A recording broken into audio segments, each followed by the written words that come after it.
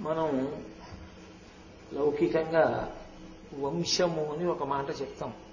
అందులో ఏదైనా వివాహం జరుగుతోందనుకోండి, ఆ అమ్మాయి ఎవరి ముని మనవరాలు, ఎవరి మనవరాలు, ఎవరి కుమార్తె, ఈ మూడు చెప్పి కన్యాదానం చేస్తారు. అలాగే పితృకార్యం చేశారనుకోండి, పితృ పితామహ ప్రపితామహానాం, తండ్రి తాత ముత్తాత ముగ్గురి పేర్లు చెప్పి పెడతారు. పరంపర, ఆ వంశం అలా కొనసాగాలి అని కోరుకుంటారు. ఆ వంశం మధ్యలో విచ్ఛిన్నం కాకూడదు అని, అందుకని కొడుకు పుట్టాలి అని కోరుకుంటారు. అలాగే గురు పరంపర కూడా కొనసాగాలి. ఎందుకు కొనసాగాలి గురు పరంపర అంటే, గురు పరంపర కానీ ఆగిపోతే దిశానిర్దేశకత్వం చేసేవాడు ఉండడు. భగవంతుని వైపుకి నడవడానికి అసలు మార్గం ఏమి అన్నది చెప్పేవాడు ఉండడు. అలా చెప్పేవాడు లేకపోతే ఎవడికి తోచింది వాడు చెప్పేవాళ్ళు బయలుదేరతారు. బయలుదేరితే ఏమైపోతుందంటే, మేము భగవంతుణ్ణి చేరుకునే మార్గంలో నడుస్తున్నాం అనుకుని తప్పు త్రోవలో నడిచి జీవితాలను పాడు చేసుకుంటారు. అందుకని వేదప్రోక్తమైనటువంటి విధానాన్ని ఉపదేశించడం కోసం ఎప్పుడూ కూడా గురు పరంపర కొనసాగుతూ ఉండాలి. అందుకే చూడండి, నిన్ననే నేను మీతో మనవి చేశాను, భవశంకర దేశికమే శరణం అంటారు. దేశికుడు అంటే దిశని సూచించువాడు. ఇలా ప్రయాణం చెయ్యండి అని చెప్పాలి. ఆ మార్గము తాను బాగా అధ్యయనం చేసి, తాను తెలుసుకుని, తాను అనుష్ఠించి, తాను ఇతరులకు చెప్పగలిగినటువంటి సమర్థుడై ఉండాలి. అలా కాకపోతే ఏమవుతుందంటే, ఏదో మిడిమిడి జ్ఞానంతోటో తెలిసి తెలియకుండానో తాను నమ్మింది యథార్థం అనుకుని చెప్పేయడం మొదలు పెట్టాడు అనుకోండి, ఆ మార్గంలో ప్రయాణం చేయడం మొదలు పెడితే పరమ ప్రమాదకరమైన స్థితికి వెళ్ళిపోతారు. ఆ జీవితం వృధా అయిపోవడం కాదు, చేసిన ఉపాసన ఫలితం లేనిదైపోతుంది. అందుకే గురు పరంపర ఎప్పుడూ కొనసాగాలి. అందుకే మనం గురు పరంపర చెప్పి నమస్కారం చేస్తూ ఉంటాం. ప్రారంభం ఎక్కడో చెప్తాం, మధ్య ఎక్కడో చెప్తాం, ఇప్పుడు మా గురువు గారి వరకు నమస్కారం అని చెప్తాం. సదాశివ సమారంభాం శంకరాచార్య మధ్యమాం అస్మదాచార్య పర్యంతాం వందే గురు పరంపరాం. సదాశివునితో ప్రారంభమైనది అంటే, సదాశివుడు అంటే దక్షిణామూర్తి. దక్షిణామూర్తితో ప్రారంభమై మధ్యలో శంకర భగవత్పాదులుండి ఈ చివరకు వచ్చేటప్పటికీ ఇప్పుడు నాకు ఉపదేశం చేసినటువంటి మా గురువు గారు ఎవరున్నారో ఆ గురువు గారి పర్యంతము, ఆ గురు పరంపరకంతటికీ నమస్కరించుతున్నాను. ఇందులో మీరు చూడండి, లౌకికంగా కూడా తండ్రి తెలుస్తాడు, తండ్రి పేరు తెలుస్తుంది, తాత పేరు తెలుస్తుంది, ముత్తాత పేరు తెలుస్తుంది. ముత్తాత పైన ఉన్నటువంటి వాళ్ళ పేర్లు తెలియచ్చు, తెలియకపోవచ్చు. ముత్తాత పేరు వరకు మాత్రం తెలియకపోవడం చాలా తప్పు, తెలిసి ఉండి తీరాలి. ఆ పైన తెలియకపోతే పెద్ద దోషం ఏం కాదు. వంశమునందు పూర్వులు అని పిలుస్తారు. అలాగే గురు పదవి యందు కూడా ఒక విధానం ఉంటుంది. ఇప్పుడు మీకు తేలికగా అర్థం అవ్వాలి అంటే, నేనున్నాను అనుకోండి, నాకు ఒక గురువు గారు ఉన్నారు. ఆ గురువు గారిని గురువు అని పిలుస్తాం. ఎందుకంటే గురువు అంటే గు అంటే చీకటి, రు అంటే తొలగించేవాడు. చీకటిని తొలగించి అజ్ఞానాన్ని తొలగించి జ్ఞానం అనేటటువంటి జ్యోతిని చూపించి దారి చూపిస్తారు కాబట్టి గురువు. మా గురువు గారు ఉంటారు, మా గురువు గారికి ఒక గురువు గారు ఉంటారు. పరంపర కదూ, ఆ మార్గం అలా వస్తూ ఉంటుంది. మా గురువు గారిని పరమ గురువు గారు అంటారు. ఉదాహరణకి ఏదో ఈ సంవత్సరం వ్యాస పూర్ణిమకి మా గురువు గారు వచ్చారనుకోండి. మా గురువు గారు వస్తే నాకు శిష్యులైన వారు ఎవరైనా ఉంటే వారు అప్పుడు మా గురువు గారిని ఏమనాలంటే పరమ గురువు గారు అనాలి. గురువు యొక్క గురువు పరమ గురువు. పరమ గురువు గారు పరమేష్టి గురువు. పరమేష్టి గురువు యొక్క గురువు పరాపర గురువు. పరాపర గురువు యొక్క ముందు గురువులు పూర్వాచార్యులు అంటారు. అందుకే మంగళాశాసనపరై మదాచార్య పురోగమై సర్వైశ్చ పూర్వైరాచార్యై సత్కృతాయాస్తు మంగళం. పూర్వాచార్యులు అని పిలుస్తారు. అందుకని గురువు, పరమ గురువు, పరమేష్ఠి గురువు, పరాపర గురువు, పూర్వాచార్యులు, అది పరంపర నడుస్తూ ఉంటుంది. ఇందులో చిత్రం ఏమిటంటే, సదాశివ సమారంభాం శంకరాచార్య మధ్యమాం అన్న శ్లోకానికే వేరొక శ్లోకం కూడా ఉంది, అదే భావనని ఇస్తుంది. నారాయణ సమారంభాం వ్యాసశంకర మధ్యమాం అస్మదాచార్య పర్యంతాం వందే గురు పరంపరాం. ఏమండి మరి సదాశివ సమారంభం అని ఒక శ్లోకంలో అన్నారు, నారాయణ సమారంభం అని ఒక శ్లోకంలో అన్నారు. మరి సదాశివ సమారంభం అని మళ్ళీ నారాయణ సమారంభం అంటే శ్లోకంలో తేడా రాదా? మొట్టమొదట ఉన్న గురువు యొక్క పేరు మార్పు జరగలేదా అని అనుమానం రావచ్చు. కానీ అందులో ఉన్నటువంటి సాంకేతికమైన విషయాన్ని మీరు గ్రహించాలి. వేదం ఒక హామీ ఇచ్చింది. తండ్రి జన్మతః గురువు బిడ్డకి. ఏ బిడ్డకైనా సరే తండ్రి జన్మతః గురువు. ఎందుచేత గురువు అంటే భార్యకి భర్త గురువు. ఇక మళ్ళీ వేరే గురువు గారు అని ప్రత్యేకంగా ఆడదానికి ఉన్నా లేకపోయినా పర్వాలేదు, తన భర్త తనకి గురువు అంతే. యోమీ దీనోవా రాజ్యహీనోవా యోమీ భర్త సమే గురు తం నిత్యమనురక్తాస్మి యథారూపాం సువర్చల అంటుంది సీతమ్మ సుందరకాండలో. భర్త గురువు. గురువు అంటే పెద్దవాడు అని, దైవం. కాబట్టి గురువు పరబ్రహ్మం. మనం శ్లోకం చెప్తుంటాం, గురుర్బ్రహ్మ గురుర్విష్ణు గురుర్దేవో మహేశ్వర గురు సాక్షాత్ పరబ్రహ్మ తస్మై శ్రీ గురవే నమః. ఇందులో అసలు ఒక పెద్ద చమత్కారం ఉంది. గురువు బ్రహ్మ, గురువు విష్ణువు, గురువు మహేశ్వరుడు, గురువు పరబ్రహ్మ, అందుకు నమస్కారం అంటే ఆ నమస్కారం గురువు గారికి చెందదు. ఎందుకు చెందదో చెప్పనా? బ్రహ్మగారికి మనస్ఫూర్తిగా నమస్కారం చెయ్యరు. ఎందుకు చెయ్యరు అంటే ఓ కారణం ఉంది. నేను గత జన్మల్లో చేసుకున్న కర్మను అనుసరించి నాకు ఈ జన్మ ఇచ్చేసాడు ఆయన, అయిపోయింది. ఇక నేను కొత్తగా ఇప్పుడు నమస్కారం చేస్తే ఏమిటి వస్తుంది? మళ్ళీ ఇప్పుడు నీ చేసే పాపపుణ్యాలని బట్టే ఆయన నాకు జన్మనిస్తాడు. కాబట్టి బ్రహ్మగారికి నమస్కారం చేస్తే నాకు కొత్తగా వచ్చేది లేదు. నీ చేసుకున్న పాపపుణ్యాలు భక్తిని బట్టి విష్ణువు రక్షిస్తాడు. చిట్ట చివర జ్ఞానమిచ్చి మోక్షాన్నో లేకపోతే పునరుత్పత్తి కొరకు శరీరాన్నో మహేశ్వరుడు పడగొడతాడు. గురువుకి ఆ కారణం చేత నమస్కరించారు. అలా అయితే గురువు ఈ దేని చేత సృష్టికర్త? గురువు సృష్టించలేదు, తల్లిదండ్రులు సృష్టికర్త. గురువు కాదుగా, గురువు కాదుగా ఈ శరీరాన్ని సృష్టించింది. మరి అప్పుడు గురువు బ్రహ్మ ఎలా అయ్యాడు అంటే, బ్రహ్మ శరీర సృష్టి వలన కాదు, బ్రహ్మ జ్ఞానమునిచ్చిన కారణం చేత. గురువు గారు జ్ఞానాన్ని ఇస్తాడు, భక్తిని ఇస్తాడు, భక్తితో కర్మ చేయగలిగినటువంటి స్థితిని కల్పిస్తాడు తన బోధ చేత. కానీ అది మళ్ళీ వైక్లభ్యములను పొందుతూ ఉంటుంది. ఒకసారి భక్తి ఏర్పడింది అనుకోండి, అది స్థిరంగా ఉండిపోతుంది అనుకోవడానికి అవకాశం ఏం లేదు. అందుకే మీరు నన్ను కొంచెం విశాల హృదయంలో అర్థం చేసుకుంటాను అంటే నేను వేదాంతంలో ఒక తాత్పర్యం చెప్తాను. ఎవరికి చాలా చిన్న వయస్సులో భక్తి అలవడిందో వారిది పరిణత భక్తి. అంతకు ముందు కొన్ని జన్మల పాటు ఉపాసన నడిచిందని గుర్తు. మధ్య వయస్సులోనో వృద్ధాప్యంలోనో వచ్చిందనుకోండి భక్తి, అది ఇంకా బాగా పాదుకున్న భక్తి కాదు. అది ఇంకా ఉత్తర జన్మల్లో బాల్యం నుంచే ఆ భక్తితో ఉండగలిగిన స్థితి ఏర్పడాలి. అలా ఏర్పడాలంటే పుట్టుకతో భగవంతుని యందు ఆ అనురక్తి కలగాలి. అది గత జన్మ వాసనాబలం. భగవంతుడు భగవంతుడు భగవంతుడిని తిరిగి తిరిగి తిరిగి తిరిగి ఆయన మీద మమకారంతోనే శరీరం వదిలేశాడు. పుట్టుకతో వచ్చేస్తుంది భక్తి, ప్రహ్లాదుడికి వచ్చినట్టు. అది తరించిపోతున్నాడు అనడానికి దగ్గర. అందుకే మీరు మహాత్ముల చరిత్రలు చూడండి, సాధారణంగా బాల్యం నుంచే భక్తి అలవడుతుంది. కాబట్టి ఈ భక్తి యందు ఉత్థాన పతనాలు ఉంటాయి. భక్తి కదిలిపోతూ ఉంటుంది. చాలా భక్తిగా ఉన్నవాడు భక్తి వదిలిపెట్టేస్తాడు. ఏదో ఆపద వస్తుంది, నేను ఇంకా దేవుణ్ణి నమ్మట్లేదండి, పూర్వం తిరిగేవాడిని, సంధ్యావందనం అవి చేసేవాడిని, అవన్నీ ఉట్టిది, నేను ఇప్పుడు అవన్నీ మానేశానండి అంటే మళ్ళీ ఏదో కొన్నాళ్ళు పోయిన తర్వాత మళ్ళీ ఆ మార్గంలోకి వస్తాడు. అంటే భక్తి యందు ఉత్థాన పతనములు ఉంటాయి. నిలబడడం జారిపోవడం జరుగుతాయి. ఇలా నిలబడి జారిపోకుండా కష్టమన్నది రాకుండా ఎలా ఉంటుందా? మనుష్య శరీరంలో ఉన్నావంటే పాపపుణ్యాలు చేశావు కాబట్టే మనుష్య శరీరంలో ఉన్నావు. కేవలం పుణ్యం చేస్తే దేవతగా ఉండు. కాబట్టి దుఃఖం రాకుండా ఎందుకు ఉంటుంది? దుఃఖం వచ్చింది కాబట్టి భగవంతుడిని గట్టిగా పట్టుకోవాలి. మళ్ళీ అలాంటి పాపం చేయకుండా నన్ను రక్షించమని అడగాలి అని బోధ చేసి భక్తి చెడిపోకుండా రక్షిస్తాడు గురువు. అందుకని విష్ణువు సామాన్య సృష్టి వలన అని అన్వయం చేయకూడదు.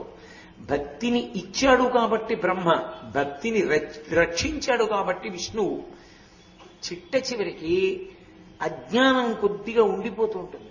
ఆ ఉండిపోతున్న అజ్ఞానాన్ని శిల్పి ఉలిని చెక్కినట్టుగా శుతిమెత్తగా కొట్టవలసిన చోట శుతిమెత్తగా కొడుతూ గట్టిగా కొట్టవలసిన చోట గట్టిగా కొడుతూ కళ్ళు చెక్కేటప్పుడు ఎంత జాగ్రత్తగా చెక్కుతాడో అలా చెక్కుతూ ఒక్కొక్క చోట గట్టిగా కొట్టవలసిన చోట గట్టిగా కొడుతూ అజ్ఞానాన్ని పూర్తిగా తొలగతోస్తాడు కాబట్టి మహేశ్వరుడు. ఈ మూడు కలిపిన స్వరూపమై తానుండి ఎప్పుడు ఏది చెయ్యాలో అది చేస్తూ పెడతాడు కాబట్టి పరబ్రహ్మం. అందుకని గురుర్బ్రహ్మ గురుర్విష్ణు గురుర్దేవో మహేశ్వర గురు సాక్షాత్ పరబ్రహ్మ తస్మై శ్రీ గురవై నమః. అంతేగాని గురువుగారు బ్రహ్మ అండి, గురువుగారు విష్ణువు అండి, గురువుగారు శివుడండి అని అర్థం చెప్పకూడదు దానికి. అలా అయితే సృష్టికి స్థితికి లయకి కారణమవుతాడు, అది అర్థం ఉండదు. అప్పుడు జ్ఞానపరంగా వచ్చేటటువంటి శ్లోకం ఆ శ్లోకం. అందుకుని గురువుకి నమస్కరిస్తున్నాను. అప్పుడు గురువుకి శిష్యుడితో అనుబంధం వచ్చింది, లేకపోతే ఆ శ్లోకం అనుబంధాన్ని ఇవ్వదు గురు శిష్యుల మధ్య. కనుక గురు పరంపర యందు కూడా సదాశివ సమారంభం అన్నవాళ్ళు నారాయణ సమారంభం అని మళ్ళీ శ్లోకం ఎందుకు మారిందండి? వెనక్కి రండి అంటే భర్త సహజంగా గురువు, తండ్రి పుట్టుకతో గురువు అంతే. మళ్ళీ ఇంకా తండ్రి వేరొకడు అనడానికి శాస్త్రం అంగీకరించదు, తండ్రియే గురువు. అందుకే మీరు చూడండి, ఇప్పుడు ఈ బాబు ఉపనయనం చేసుకొచ్చాడు ఇక్కడికి. ఉపనయనంలో అతనికి బ్రహ్మోపదేశం ఎవరు చేశారు? వాళ్ళ నాన్నగారు చేస్తారు. అతనికి గాయత్రీ మంత్రం ఎవరిచ్చారు? వాళ్ళ నాన్నగారు ఇచ్చారు. వాళ్ళ నాన్నగారు కాకుండా ఇంకోళ్ళు ఇవ్వడానికి అవకాశం లేదు, వాళ్ళ నాన్నగారే ఇవ్వాలి. వాళ్ళ నాన్నగారే ఇవ్వాలని ఎవరు విధించారు? వేదం విధించింది. వేదం ఎవరు? పరమేశ్వరుడు. అంటే ఇప్పుడు తండ్రి ఈ పిల్లవాడికి జన్మతః ఎవరసలు? గురువు. ఆయన తప్ప వేరొకడు గాయత్రి ఇవ్వకూడదు. ఆయన ఇవ్వలేదనుకోండి, ఇతనికి కర్మాధికారం లేదు. అలా కూర్చోవడమే గాయత్రి చేయకుండా. ఆయన ఇచ్చారు కాబట్టి ఆ పిల్లాడంత వైదికంగా వచ్చి కూర్చుని శంకర జయంతి జరుగుతోంది, గురువు వైభవం చెప్తున్నారు, మనం తెలుసుకోవాలి అని ఒక్కడు హైదరాబాద్ నుంచి బయలుదేరి వచ్చి కూర్చుని వింటున్నాడు ఉపన్యాసాలు. అందుకని తండ్రి జన్మతః గురువు. తండ్రి జన్మతః గురువైనప్పుడు పరంపర యందు కూడా ఈ రహస్యాన్ని చెప్పడానికి, ఈ సాంకేతిక విషయాన్ని సూచించడానికి తండ్రి కొడుకుల సంబంధం ఉన్న వాళ్ళని తీసుకొచ్చి గురు పరంపరలోకి కలుపుతారు, పేరు మార్చి. అంతేకాని నారాయణుడు ఒకడు సదాశివుడు ఒకడు అని అర్థం చెప్పకూడదు. ఏదోనండి ఆయనకి సరదా పుట్టింది అందుకని సదాశివుడు అన్నాడు, ఈ సరదా పుట్టింది నారాయణుడు అన్నాడండి, ఏమో మరి అలాగే అనాలండి ఇలాగే అనాలండి అని చెప్పి దెబ్బలాడుకోకూడదు పేర్లు పెట్టి. నారాయణ శబ్దం ఎందుకు ఉపయోగిస్తారంటే తండ్రి గురువు అన్నది నిర్ధారించడానికి నారాయణ శబ్దం వేస్తారు. ఎందుకని? నారములన్నిటికీ ఆయన ఆయనమై ఉన్నాడు, సమస్త జీవులకు ఆయన ఆధారమై ఉన్నాడు. అప్పుడు కొడుకుతనం ఎక్కడ మొదలవుతుందంటే నారాయణ శబ్దం వాడితేనే కొడుకుతనం వస్తుంది, లేకపోతే కొడుకు శబ్దం రాదు. ఎందుకని? ఈ సృష్టి చెయ్యవలసిన బ్రహ్మగారు ఎక్కడి నుంచి వచ్చాడు? నారాయణుని నాభికమలంలోంచి వచ్చాడు. ఆ బ్రహ్మగారు సృష్టి చేస్తే కదా మనందరం వచ్చాం. కాబట్టి ఇప్పుడు సృష్టికర్త అయిన బ్రహ్మ ఎవరికి కొడుకై ఉన్నాడు? నారాయణునికి కొడుకై ఉన్నాడు. నారాయణునికి బ్రహ్మగారు కొడుకై ఉంటే అందరికీ గురు పరంపరలోకి ఎవరొచ్చి తీరాలి?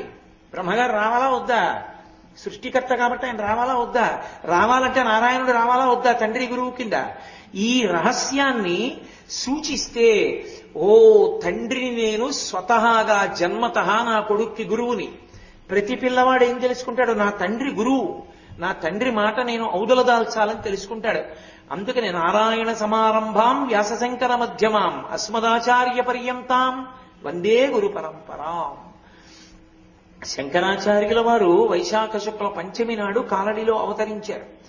ఎంత అవతారమైనా ఆయన కూడా సమాజాన్ని వైదికంగా ఉద్ధరించాలని అనుకున్నారు కాబట్టి వైదిక మార్గానికి కట్టుబడగలిగినటువంటి బ్రాహ్మణ కుటుంబంలో జన్మించారు. ఆపత్సన్యాసం స్వీకరించి శాస్త్రోక్తమైన సన్యాసాన్ని గురువివ్వాలి. శాస్త్రోక్తమైన సన్యాసం తీసుకోవాలి అంటే అటువంటి గురువు గురించి శంకరులు బయలుదేరారు. ఎక్కడ బయలుదేరారు? ఎక్కడో దక్షిణాన చివర ఉన్నది కాలడి. ఆ కాలడిలో బయలుదేరారు. శంకరులెవరు? సామాన్యమైనటువంటి సన్యాసి కారు.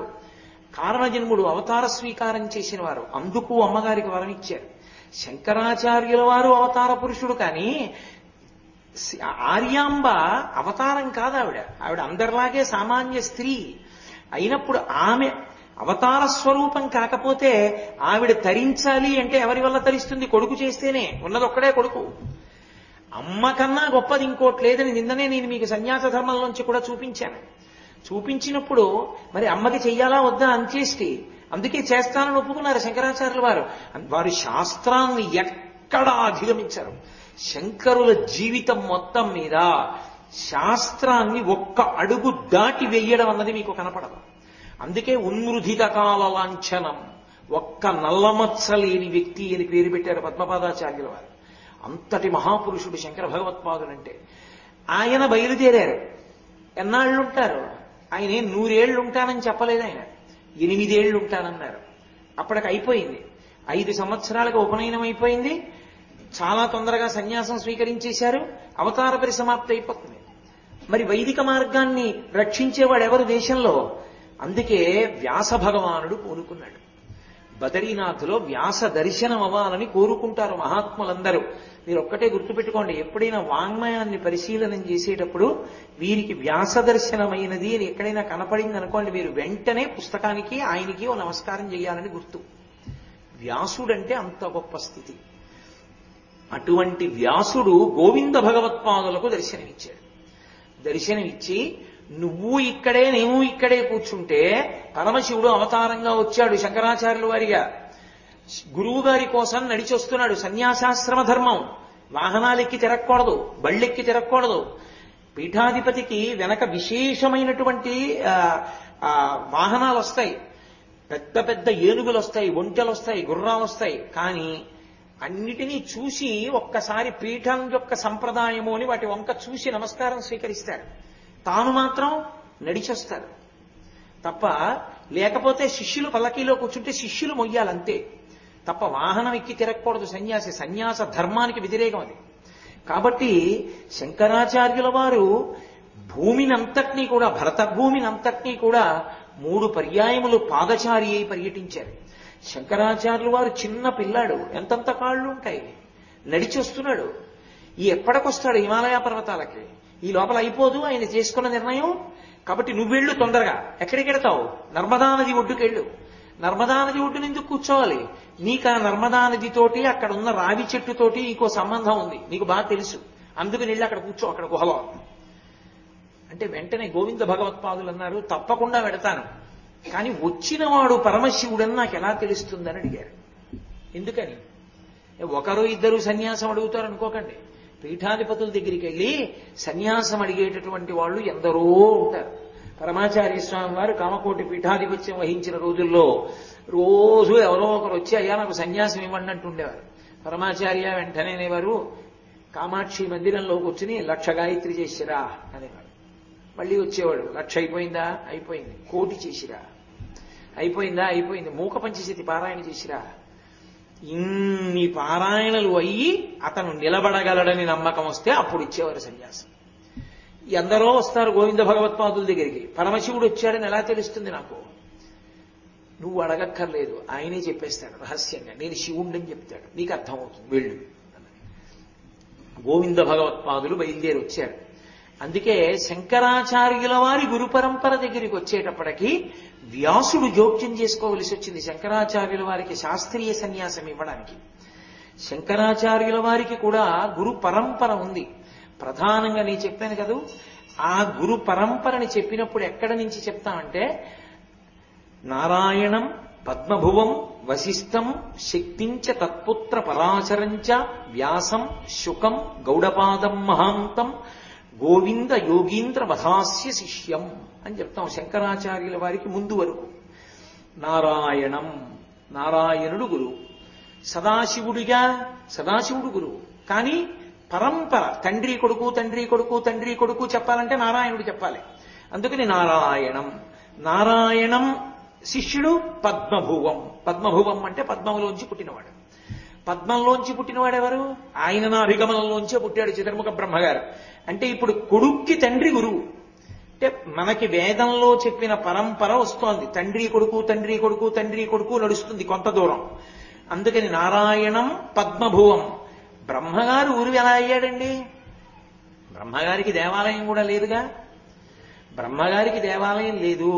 బ్రహ్మగారికి ఎక్కడా పూజ లేదు, బ్రహ్మగారికి విగ్రహం లేదు. మరి బ్రహ్మగారికి నమస్కారం ఎలా కుదురుతుంది?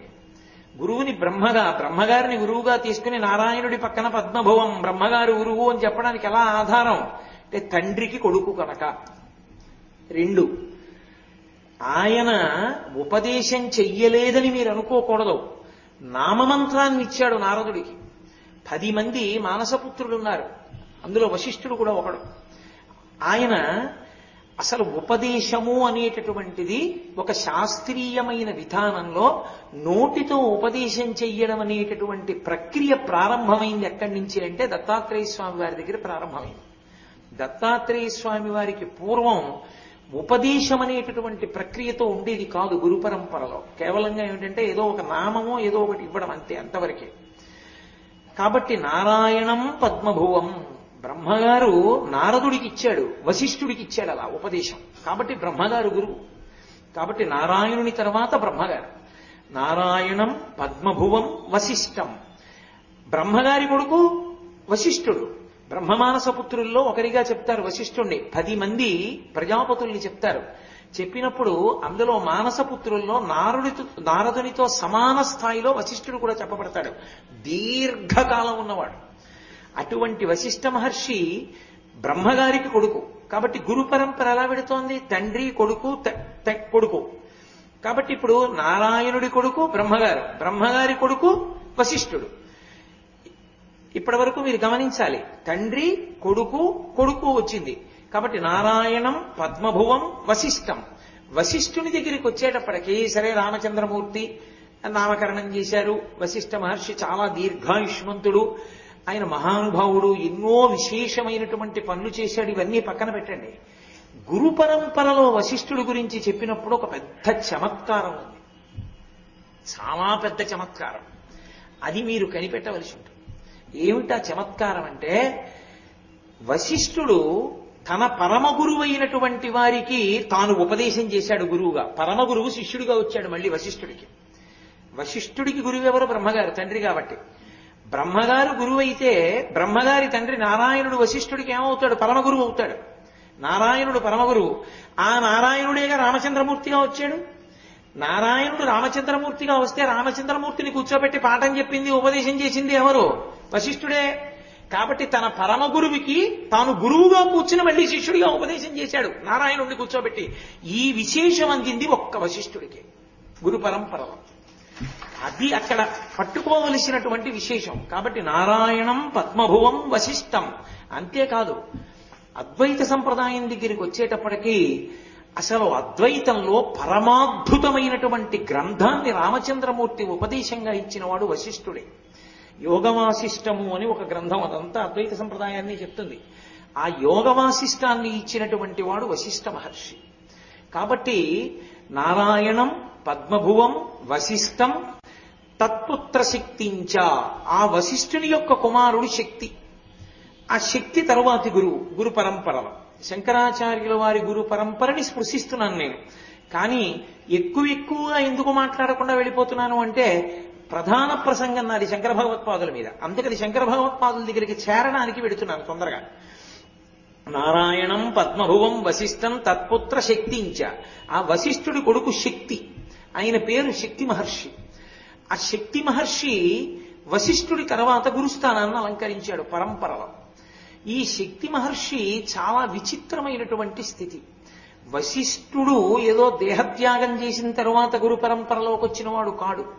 ఇక్కడ వరకు మీరు జాగ్రత్తగా గమనిస్తే తండ్రి ఉండగానే కొడుకు, కొడుకు ఉండగానే తరువాత మనవడు, అలా వస్తున్నారు గురు పరంపరలో. నారాయణుడు ఎప్పుడూ ఉంటాడు, పద్మభువం బ్రహ్మగారు ఎప్పుడూ ఉంటాడు, వశిష్టం చాలా కాలం ఉన్నాడు. వశిష్ఠుడు ఉండగానే శక్తి కూడా గురువయ్యాడు పరంపరలో. ఎలా అవుతాడండి అని మీరు నన్ను అడగచ్చు. గురు పదవిని ఇస్తాడు. ఇకపైన నువ్వు దీన్ని నిర్వహిస్తున్నావు అంటారు, అప్పుడు వస్తుంది. అందుకే మీరు చూడండి, ఒకానొకప్పుడు పౌరాణిక వాంగ్మయం అంతా కూడా వేరు వేరు పేర్లతో పిలిచారు. యవనాశ్వుడు అని పిలిచారు, దుందుమారుడు అని పిలిచారు, కల్మషపాదుడు అని పిలిచారు.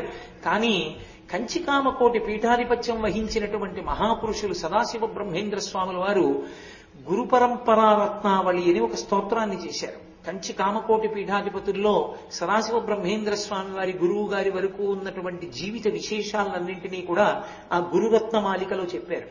ఆ చెప్పినప్పుడు శక్తి మహర్షి గురించి ఆయన ఒక చిత్రమైన విషయాన్ని చెప్పారు. అది చాలా పురాణాల్లో లేదు. కానీ సదాశివ బ్రహ్మేంద్రులు అంటే సామాన్యులు కారు, జీవన్ముక్తులు వారు. వారు బ్రహ్మము యొక్క స్థాయిని పొందిన వారు. అందుకని వారు ఏదో ఆధారం లేకుండా చెప్పరు. ఒకానొకప్పుడు ఒక మహారాజు ఉండేవాడు. ఆయన యువనాశ్వుడు అనండి, ఏదనండి, కల్మషపాదుడు అని లోకంలో ప్రచారం ఆయనకి. ఆ కల్మషపాదుడు ఒకానొక సమయంలో వశిష్ఠ మహర్షిని భోజనానికి పిలిచాడు.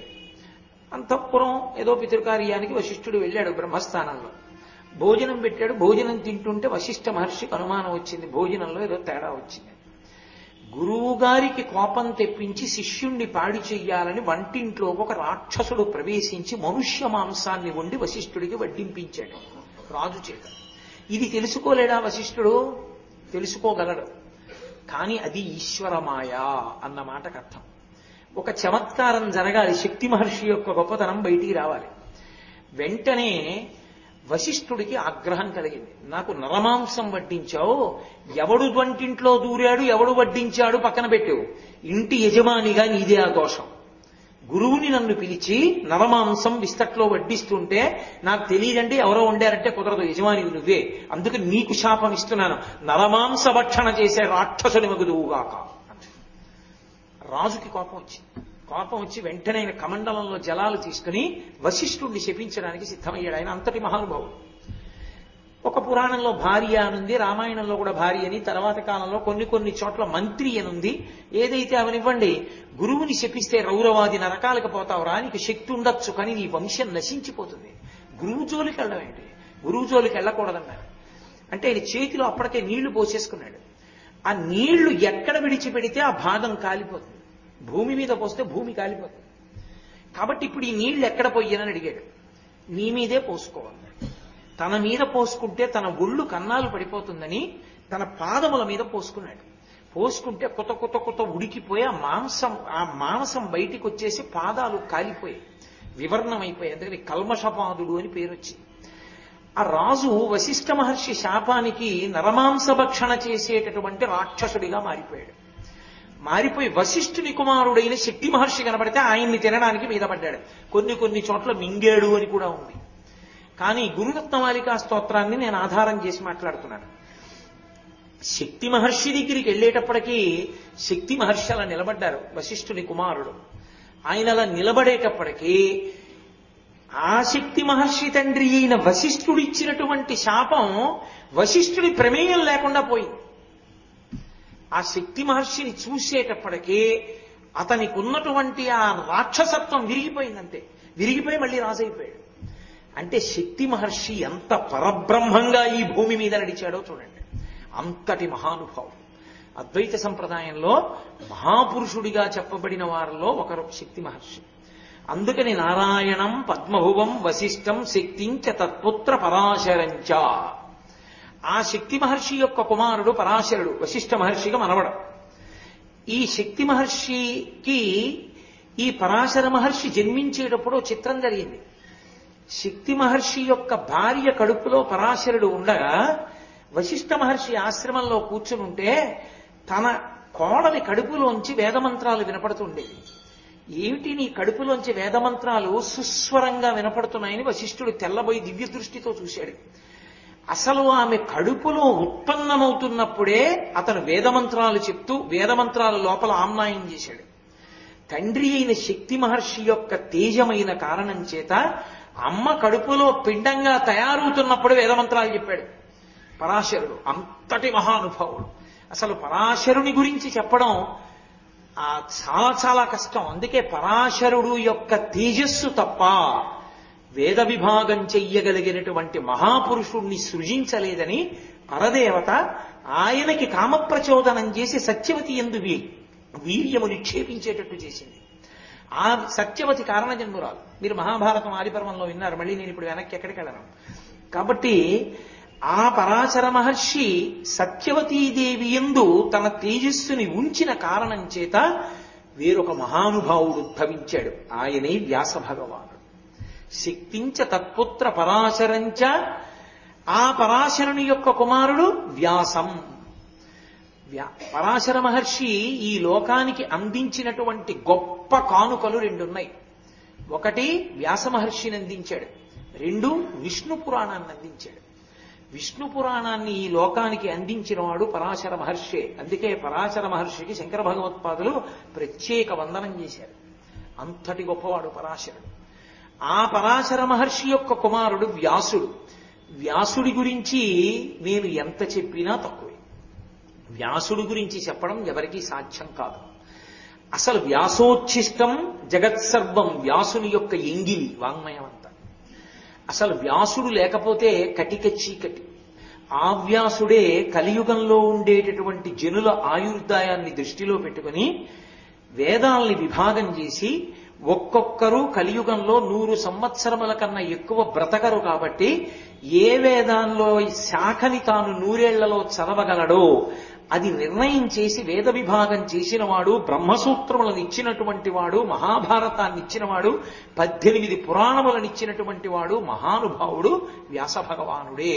ఆ వ్యాస భగవానుడి పేరు మీదుగానే గురు పౌర్ణమి చేస్తాం. గురు పౌర్ణమి వాడి పేరు మీద వీడి పేరు మీద చేసేది కాదు. గురు పౌర్ణమి అంటే వ్యాసుడి పేరు మీద చెయ్యాలి.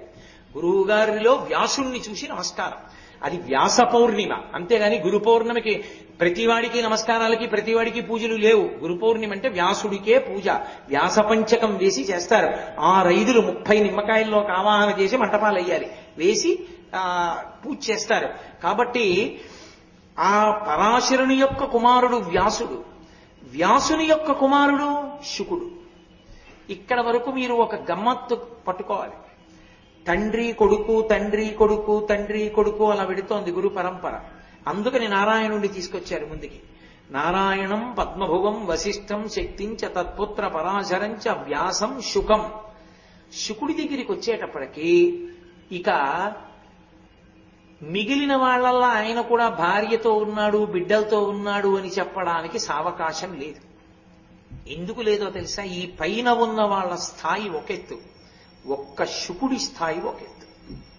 ఎందుచేత అంటే నేను మీకు తేలిగ్గా అర్థం అవ్వాలంటే ఒక్క మాటే చెప్పగలను. శుకోత్పత్తి గురించి చెప్తూ మహానుభావులు ఏమన్నారంటే, పరమేశ్వరుడు సృష్టి ఎందుకు చేస్తాడు అంటే కర్మ అనుభవించేటట్టు చెయ్యడానికి. ఇది ఎందుకు అంటే కర్మ అనుభవించడానికి సాధనం. గత జన్మలో చేసుకున్న పాపపుణ్యాలు దీంతో అనుభవించేస్తారు. అలా సృష్టించి సృష్టించి సృష్టించి సృష్టించి కొన్ని కోట్ల కోట్ల జీవరాశులను సృజించి విసిగిపోయాట ఈశ్వరుడు. అసలు అనుభవించడానికి కర్మ లేని పుట్టుకతో జ్ఞానిని ఒకడిని సృష్టిస్తా, అటువంటి మహానుభావుణ్ణి నా సంతోషం కోసం ఒకడిని పంపిస్తానన్నాడు. అలా వచ్చిన వాళ్ళు ఈ లోకంలో ఇద్దరు. ఒకడు వామదేవుడు, 2 శుకబ్రహ్మ. శుకుడికి పుట్టుకతో వైరాగ్యం, పుట్టుకతో బ్రహ్మజ్ఞానం. ఆయనకి ఒకరు చెప్పవలసిన అవసరం లేకపోయింది. ఆ దేవి భాగవతంలో ఆయన గురించి చెప్తూ అంతరిక్షత్తాతోర్వాం అంటారు. ఆయనకి కావలసిన దండకమండలాలు కూడా అంతరిక్షంలోంచి కింద పడ్డాయి. అంతటి మహానుభావుడు. ఆఖరికి ఆయన నడిచి వెళ్ళిపోతుంటే వ్యాసుడు వెంటబడ్డాడు. పుత్రా పుత్రా పుత్రా అని. ఆయన పలకలేదు, చెట్లు చేమలు పక్షులు జంతువులు పలికాయి తండ్రి తండ్రి అని. అదేమిటి అంటే ఆయన బ్రహ్మమును పొందాడు. బ్రహ్మవిత్ బ్రహ్మైవ భవతి. పుట్టుకతో బ్రహ్మమును పొందేశాడు, ఉపనయనం కూడా అవ్వకుండానే. ఆ స్థాయిని పొందినవాడు కాబట్టి బ్రహ్మం అంటే అంతటా నిండిపోయి ఉంటుంది. తండ్రి కొడకా అని ఆయన పిలిస్తే ఆయన బ్రహ్మము అంతటా ఉన్నాడు కాబట్టి చెట్లు పుట్టలు అన్ని వ్యాసుడికి కొడుకై, అన్ని వ్యాసుడికి పుత్రులైపోయే తండ్రిని జగత్తంతా ఇచ్చింది. అంటే శుకుని స్థాయి ఏమిటో మీరు ఆలోచించండి. అసలు శుకుడితో పోల్చడానికి ఇక ఎవరూ సరిపోరు. అందుకే శుకుడి ఒక్కడిది ఒక స్థాయి. అంత అద్భుతమైనటువంటి స్థితిని పొందేసిన వాడు. ఆ శుకబ్రహ్మ తర్వాత వచ్చినటువంటి వాళ్ళు వ్యాసం, శుకం, గౌడపాదం. ఇన్ని మలుపులు తిరిగిపోయింది. శుకుడి వరకు కొడుకులు, శుకుడి తర్వాత శుకుడి కొడుకు కాదు. పరబ్రహ్మస్థాయిని పొందేసిన వాడికి ఇంకా కొడుకు పుట్టాడని చెప్పడం ఎలా కుదురుతుంది? పుట్టుకతో అంత వైరాగ్యం ఉన్నవాడికి. అందుకే ఇక కొడుకు కాదు గురువు. ఎవరు? గౌడపాదం సన్యాసి. గౌడపాదాచార్యుల వారు సన్యాసి.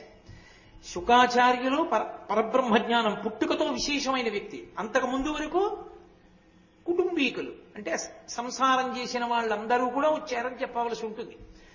కాబట్టి ఇన్ని మలుపులు తిరుగుతోంది. శుకుడి తర్వాత గౌడపాదాచార్యుల వారు వచ్చారు.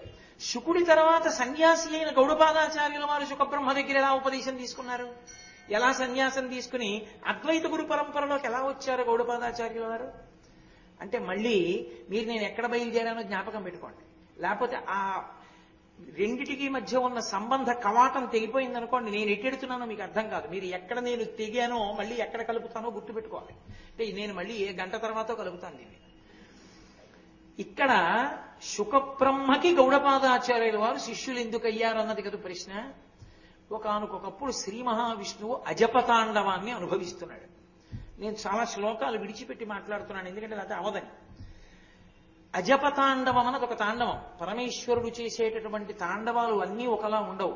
ఊర్ధ్వతాండవమూర్తి అని ఒక తాండవం, ఆనంద తాండవము అని ఒక తాండవం, ప్రళయతాండవము అని ఒక తాండవం, అజపతాండవము అని ఒక తాండవం. ఇలా బోళ్ళెన్ని ఉంటాయి. ఆనంద తాండవం చిదంబరంలో చేస్తాడు. ఊర్ధ్వతాండవం మీరు ఇప్పటికీ ద్వారకా విడితే శంకరాచార్యుల వారి మఠంలో పైకప్పులో కనపడుతుంది. ఈ కాలు ఆకాశంతో సమానం, అంటే ఈ కింద నుంచో పెట్టిన కాలు ఈ పై కాలు ఒక గీతలా నిలబడతాయి, అలా పైకెత్తుతాడు. చిదంబరంలో కనపడుతుంది. ఊర్ధ్వతాండవమూర్తి పైన చిక్కుంటుంది బొమ్మ. ఆ ఊర్ధ్వతాండవమూర్తిగా ఉంటాడు ఒక్కొక్కసారి, ప్రళయతాండవమూర్తిగా ఉంటాడు. అప్పుడు త్రిశూలం ఇలా వేసుకుని చేస్తాడు. అప్పుడు ఎవరు ఉండరు, సమస్తాన్ని తనలోకి తీసేసుకుంటాడు. మహాప్రళయ సాక్షిణి అని అమ్మవారు అప్పుడు సాక్షిగా నిలబడి ఉంటుందంతే. ఇది అజపతాండవం. అజపతాండవం అంటే పరమేశ్వరుడు ఇష్టం వచ్చినట్టు కాళ్ళు చేతులు కదపడానికి అవకాశం ఉండదు. మీరు ఎంత అవకాశం ఇస్తే అంతే కదుపుతూ చేస్తూ ఉంటాడు. అంతే కదుపుతూ చేయడం అంటే చోటు ఉండదని గుర్తు. ఆయనకి చోటు లేని చోట కూర్చుని ఉంటాడు. కొంచెం ఎడం వచ్చిందనుకోండి కదులుతూ ఉంటాడు. కాస్త కాళ్ళు చేతులు ఊపుతూ నాట్యం చేస్తూ ఉంటాడు. ఎక్కడ చేస్తాడు అలా? శ్రీ మహావిష్ణువు యొక్క హృదయంలో చేస్తూ ఉంటాడు. అజపతాండవం అని ఇప్పటికీ కొంతమంది చేస్తారు. అజపతాండవం అంటే మీకు తేలిగ్గా అర్థం అవ్వాలంటే ఓ మాట చెప్తా. జపం చేయడానికో మంత్రం ఉండదు. మంత్రం లేకుండా కేవలం ఊపిరిని చూస్తారు, ఊపిరి మీద దృష్టి పెడతారు. అప్పుడు అది యోగ విద్యలో ఏమైపోతుందంటే ఒక ముక్కులోంచి వెళ్ళవలసింది ఇంకో ముక్కులోంచి వెళుతుంది. అది పరిశీలిస్తే దొరకదు. ఇక అంతర్ముఖత్వంలోకి వెళ్ళిపోతాడు. అప్పుడు సోహం సోహం శబ్దాలు వినపడతాయి.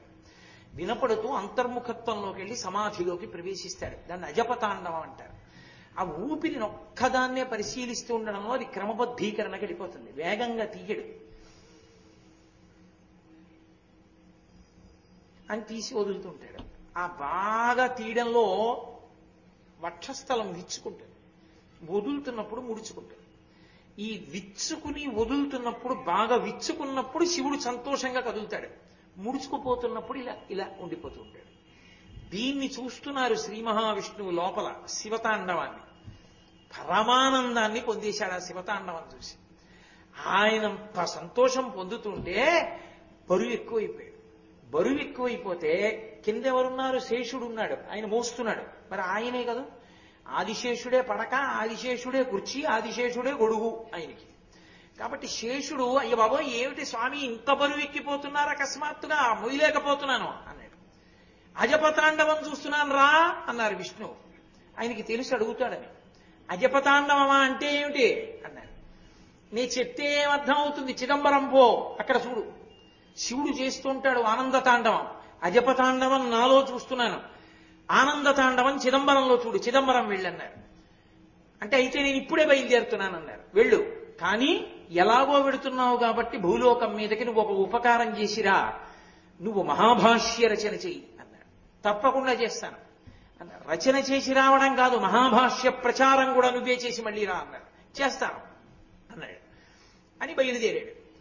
అత్రి మహర్షి యొక్క కుమారుడు ఆత్రేయ గోత్రీకుడు అని పతంజలి కూడా ఒక చోట వేరుగా చెప్పబడింది అనుకోండి. పతంజలి చరిత్రలో ఒక కునిక కుమారుడు అని ఒక మాట ఉంది. ఆయన శంకరాచార్యుల వారు కూడా ఆత్రేయ గోత్రీకులే. ఇంకా ఆశ్చర్యం ఏమిటంటే శంకరాచార్యుల వారు పుట్టిన సంవత్సరం నందన. ఈ సంవత్సరం పేరు నందన.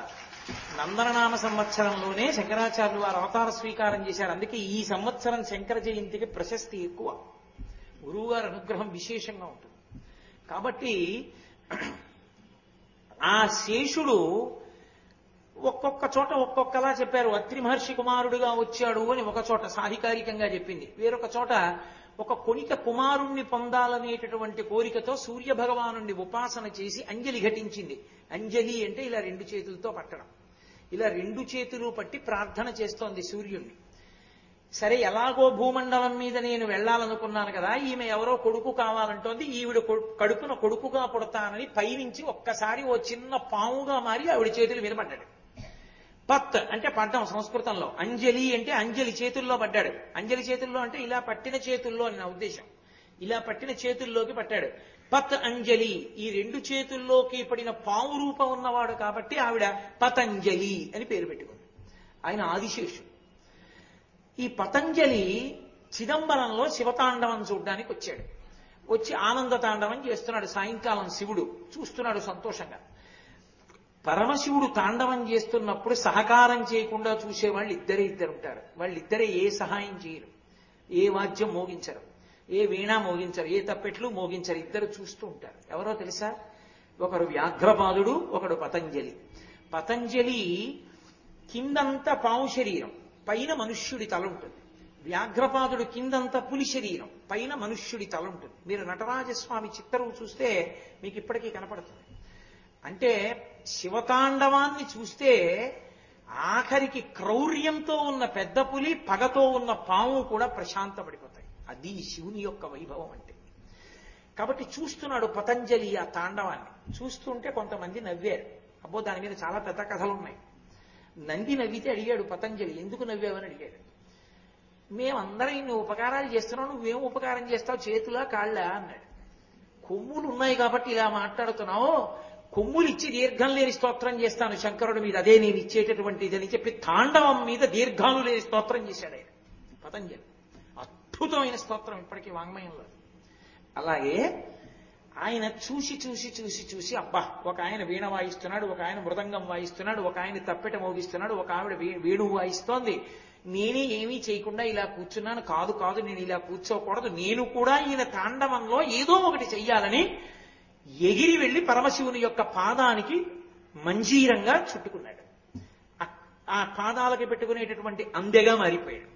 శివుడు ఆ అందెతోటే ఎవరిని, ఆదిశేషుణ్ణి పాదానికి అందెగా పట్టుకుని తాండవం చేశాడు.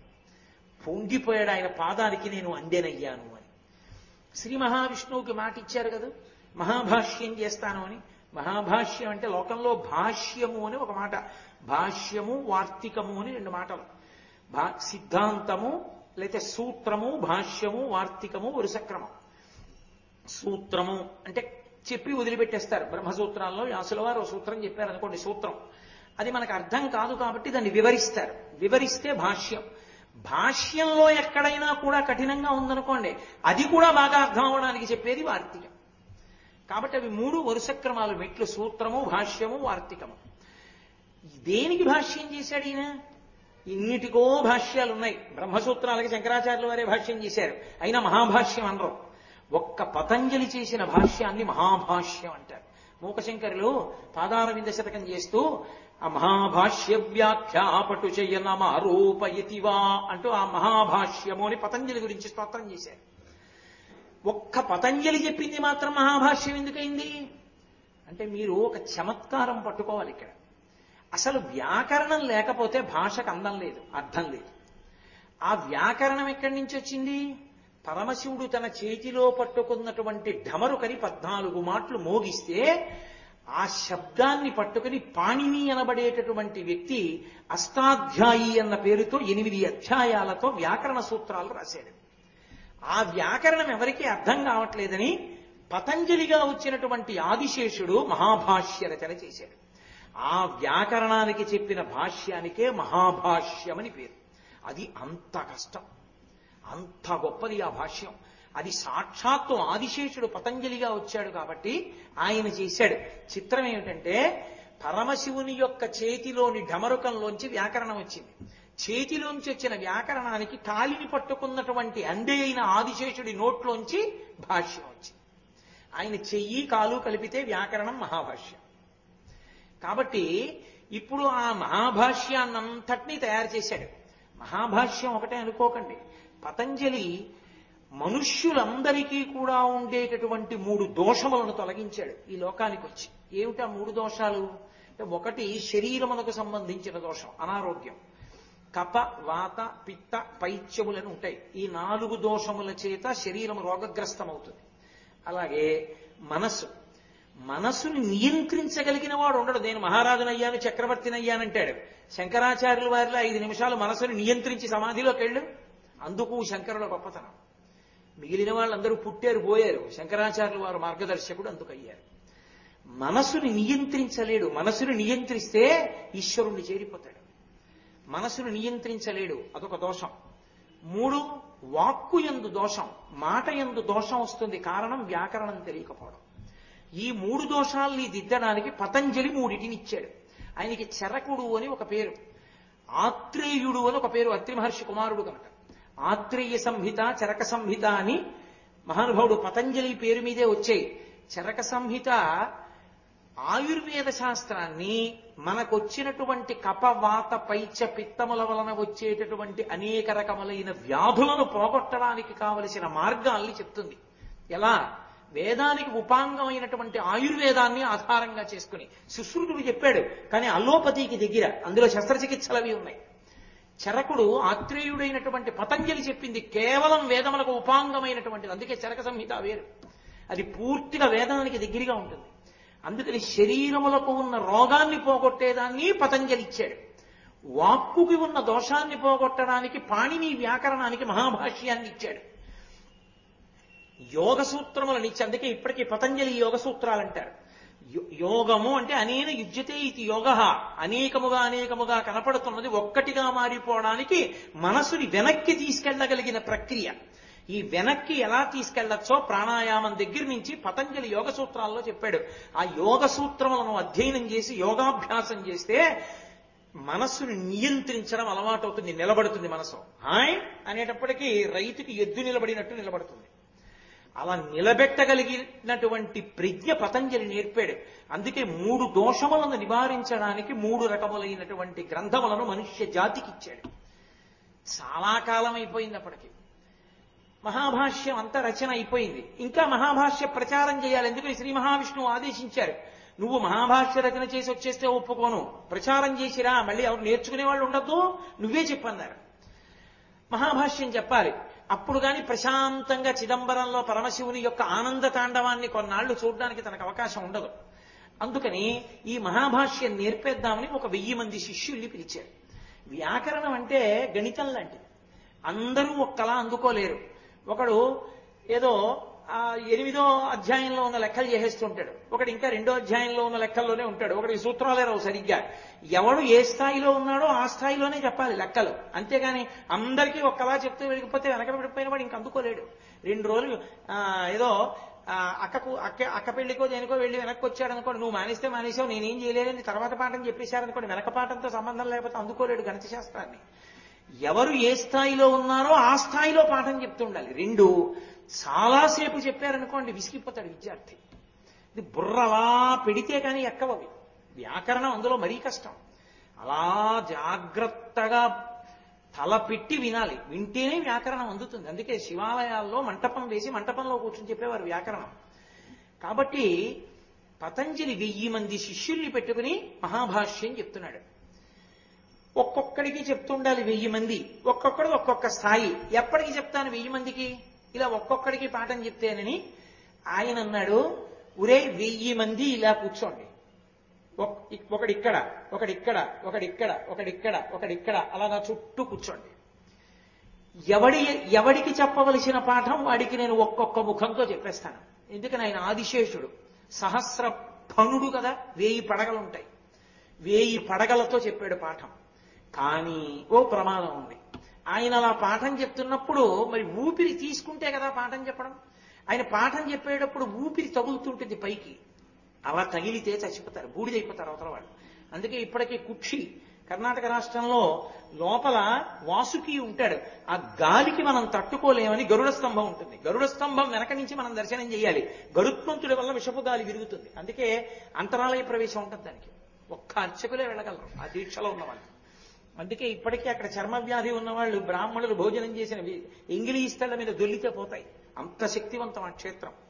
కాబట్టి ఆ పతంజలి 1000 పడగలతో ఆదిశేషుడిగా పాఠం చెప్తున్నప్పుడు శిష్యులు కాలిపోతారేమోనని, ఉరే నేను ఒక పరదా అడ్డు పెడతాను, పరదా వెనక నేనుంటాను, పరదా ముందు మీరుండండి, నా ఎదురుగుండానే కదా కూర్చుంటారు, ఇలా విద్యార్థి ఉన్నాడు పరదా పెడతాను, నేను చెప్తూ ఉంటాను, వాడికి నేను కనపడను కానీ నా మాట వినపడుతుంటుంది, వాడన్నది నాకు వినపడుతుంటుంది.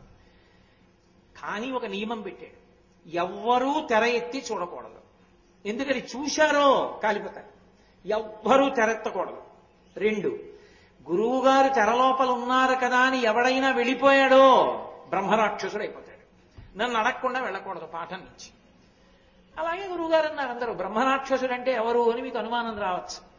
చక్కగా వేదం నేర్చుకుని అమాయకులైన ఆడవాళ్ళని, సాటి బ్రాహ్మణుల్ని, దారి దొంగయ్యి బాటసారుల్ని దోచుకున్నవాడు అల్పాయుర్దాయంలో చచ్చిపోతే బ్రహ్మరాక్షసుడై చెట్లు పట్టు కూర్చుంటాడు.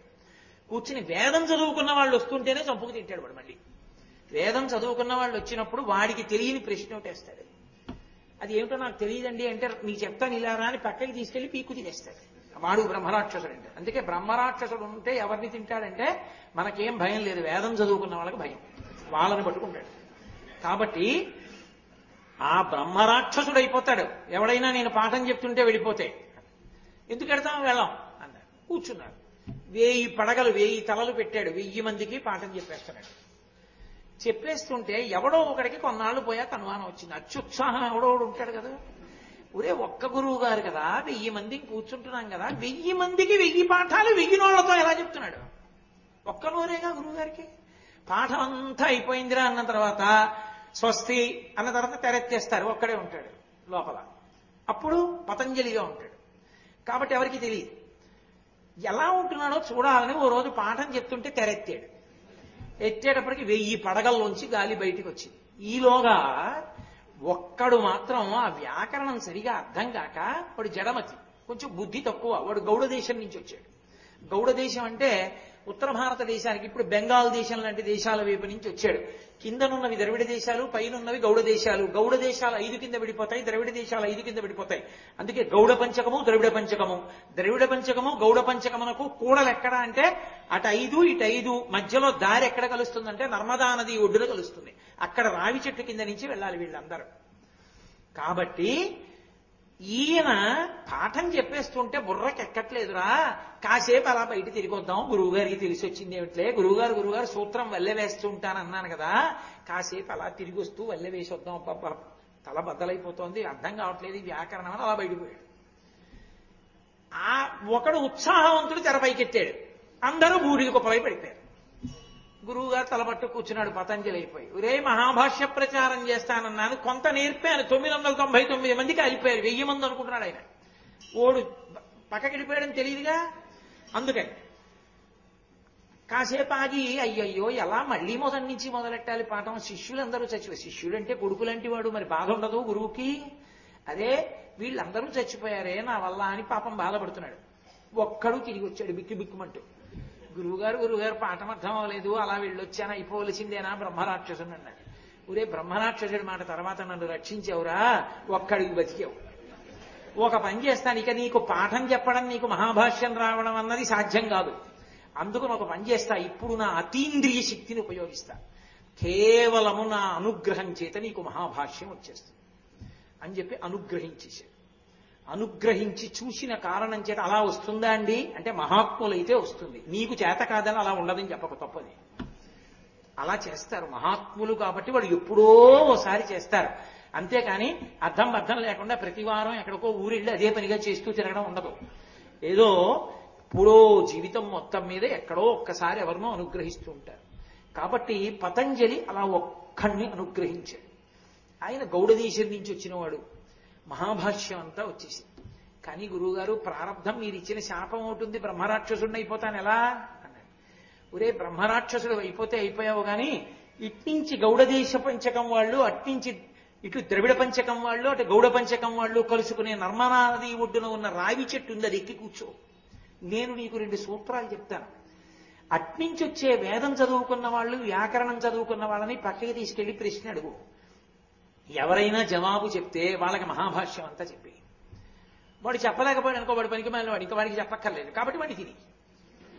కాబట్టి ఇప్పుడు ఈయన ఈ గౌడుడు ఏం చేశాడంటే నర్మదా నది ఒడ్డున రావి చెట్టు ఎక్కి కూర్చున్నాడు. మహాభాష్యం అంతా వచ్చు, కానీ దోషం ఉంది, ఉపాధిలో క్రౌర్యంతో ఉంటాడు. ఎవడో దొరకాలి, తను అడిగిన ప్రశ్నలకి జవాబు చెప్పేవాడు దొరకాలి. వచ్చిన ప్రతివాడిని పిలిచి అడిగేవాడు, ఏమంటే మీకు ఈ ప్రశ్నలకి జవాబు వచ్చా? తెలియకపోవడం ఏంటంటే తప్పు చెప్పేవాడు. ఇలా రండి మీకు చెప్తానని పక్కకి తీసుకెళ్లి పీక్కు తినేసేవాడు. మళ్ళీ చెట్టెక్కి కూర్చునేవాడు. ఇలా ఇన్నేళ్ళో అయిపోయింది. శిష్యుడికి శాప విమోచనం అవదు. ఆయన మహాభాష్యం చెప్పేవాడు దొరకడు. చూసి చూసి చూసి చూసి పతంజలికి విసుగెత్తిపోయాడు. ఏమిట్రా మహాభాష్యం ప్రచారం అవ్వట్లేదు, ఒక్కడికి నేర్పాను, వాడొక్కడు బ్రహ్మరాక్షసుడై కూర్చున్నాడు, వాడు నేర్పడానికి ఇంకోటి దొరకట్లేదు. ఇలా కాదు, నేనే మళ్ళీ ఇంకో అవతారం తీసుకుంటానని ఉజ్జయినిలో చంద్రశర్మ అన్న పేరుతో పుట్టాడు. పుట్టినప్పుడు వేరొక జన్మలోకి వెళ్ళిపోయాడు కాబట్టి ఇక తను పతంజలి అన్న విషయం ఒడ్డున ఉన్నటువంటి రావి చెట్టు కిందకు వచ్చాడు.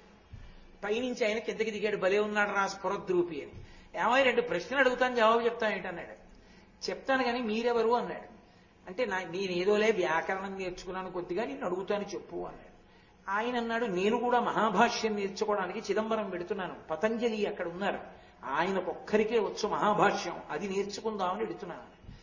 ఇంకెక్కడ పతంజలి, ఎప్పుడో అవతార పరిసమాప్తి అయిపోయింది, మహాభాష్యం నాకు ఒక్కడికే వచ్చు, నేను నేర్పుతాను నీకు, రా 2 ప్రశ్నలు అడుగుతాను చెప్తే నేర్పుతానన్నాడు. గత జన్మలో పతంజలి కదూ, ఏ 2 ప్రశ్నలకి జవాబు చెప్పాలో తెలుసు ఆయనకి. ఆ 2 ప్రశ్నలకి జవాబు చెప్పాడు. చెప్పగానే సంతోషపడిపోయి, కానీ ఉన్నది బ్రహ్మరాక్షసుడిగా ఉన్నాడు కదూ, అందుకని క్రౌర్యం. నేను నీకు మహాభాష్యం చెప్తా, నేను తప్ప చెప్పేవాడు ఇంకోళ్ళు లేడు, ఇంకో గురువు గారు ఉన్నారు చెప్తారనుకుంటున్నామేమో, ఇంకెక్కడ ఏ కాలేజీలోనూ చెప్పరు, ఇక్కడే చెప్తారు. కానీ ఒక నియమం, నేను మహాభాష్యం చెప్పాలంటే చెట్టు మీద కూర్చునే చెప్తాను. నువ్వు చెట్టు కింద కూర్చుని చెప్తే వింటానంటే నేను చెప్పను. నువ్వు చెట్టు మీదే కూర్చోవాలి. నేను మహాభాష్యం అంతా అయిపోయే వరకు ఆపను, చెప్పుకుంటూ వెళ్ళిపోతా. ఎన్నాళ్ళు పడుతుందో నాకు తెలియదు. అది రాత్రవచ్చు పగలవచ్చు, నీ చెప్పేస్తూనే ఉంటా. నువ్వు మధ్యలో ఆకలేస్తోందండి, మంచినీళ్లు తాగుతానండి, కాసేపు పడుకుంటానంటే కుదరదు. అలా కూర్చుంటావా చెప్పు, నీకు నేర్పుతానన్నాడు. తప్పకుండా నేర్చుకుంటాను అన్నాడు. సరేనన్నారు. రావి చెట్టు మీదకి తీసుకెళ్లి కూర్చోబెట్టుకున్నారు. ప్రారంభిస్తున్నాను మొదలుపెట్టన్నారు. ఎక్కడ రాస్తారు? ఓ దస్తా కాగితాలు ఎట్టుకెళ్ళారు. ఎన్ని పుస్తకాలు ఎట్టుకెళ్ళి పైన ఎట్టుకుంటాడు. పెట్టుకున్నాడు అనుకోండి, ఆ పుస్తకం తీసేదాకా ఈయన ఆగాలా? ఎలా ఆగుతాడు? ఆగడు. ఆ బ్రహ్మరాక్షసుడు చెప్పేస్తుంటాడు. అందుకని ఆయన ఏం చేశాడంటే, రావి చెట్టు మీద కూర్చున్నవాడు పద్మాసనం వేసుకుని ఓ ఎండు పుల్ల తీసి తొడని చీరుకుంటూ ఉండడం, ఆ పుల్ల ముక్కని రక్తంలో ముంచుకొని రావాకు మీద రాసుకుంటూ ఉండడం, పెట్టుకుంటూ ఉండడం, అక్కడే గుచ్చుకుని పెట్టుకుంటూ ఉండేవాడు. అలా 9 రాత్రులు 9 పగళ్ళు చెప్పాడు మహాభాష్యం. ఇంత ఓపిగ్గా 9 రాత్రులు 9 పగళ్ళు మహాభాష్యాన్ని వింటూ తొడలోని నెత్తురులో పుల్ల ముంచి రావాకుల మీద రాయగలిగిన వాడు ఉంటాడా? ఎలా వచ్చింది ఇంత ఓర్ప చంద్రశర్మకి? అంటే నేను మీతో చెప్పే కదూ, ఆ చంద్రశర్మ గత జన్మలో పతంజలి. పతంజలి ఎవరు? ఆదిశేషుడు. మీరు మర్చిపోకూడదు సుమా ఇవన్నీ. మళ్ళీ నేను అంతా అయిపోయిన తర్వాత ఎవరన్నా పిలిచి మళ్ళీ ఇదంతా చెప్పమంటాను. కాబట్టి ఇప్పుడు ఆయన పతంజలి ఆదిశేషుడు. కాబట్టి ఆదిశేషుడు ఎవరు? ఇది సదాశివ బ్రహ్మేంద్ర స్వామి వారు గురురత్నమాలికా స్తోత్రంలో చేసిన స్తోత్రం. ఆయన సామాన్యుడు కాడు. హరితల్ప హరనూపుర. ఆయన హరికి తల్పం, శ్రీ మహావిష్ణువుకి తల్పంలా ఉంటాడు. ఎప్పుడు పడుకుని పాలసముద్రంలో పడుకుని ఉంటాడు. అంతటి విష్ణువుని పోస్తూ ఉండాలి. అఖిల ప్రపంచ గురుభర నిర్వాహకుడొగుట చేసి నిరిజనుదేరన్ కర్వుని వేగు సహింపక నుర్వీస్తలి కుంగె మృగ్య నురగేంద్రుండు అంటారు పోతన గారు భాగవతంలో. విష్ణువు అడుగు తీసి అడుగేస్తే భూమి కుంగుతూ ఉంటుంది, అంత బరువు. అంతటి విష్ణువుని వహించాలి అంటే అంత ఓర్పు ఉండాలి. కాబట్టి ఆదిశేషుడు హరితల్ప, హరి పాదనూపుర. ఆ పతంజలే కదూ పరమశివుడు చిదంబరంలో తాండవం చేస్తుంటే పాదానికి నూపురంగా చుట్టుకున్నాడు. పాముకి గట్టిగా చుట్టి పట్టుకోగలిగిన లక్షణం ఉండదు. ఆ పాదంతో ఆయన తాండవం చేస్తున్నప్పుడు ఎగిరిగిరి ఆడుతుంటాడు. కొంచెం తల కిందకెళ్ళింది అనుకోండి తొక్కేస్తాడు. ఎంత జాగ్రత్తగా పట్టుకుని ఉండాలి పాదాన్ని, అంత ఓర్పుగా పట్టుకున్నాడు శివతాండవానికి.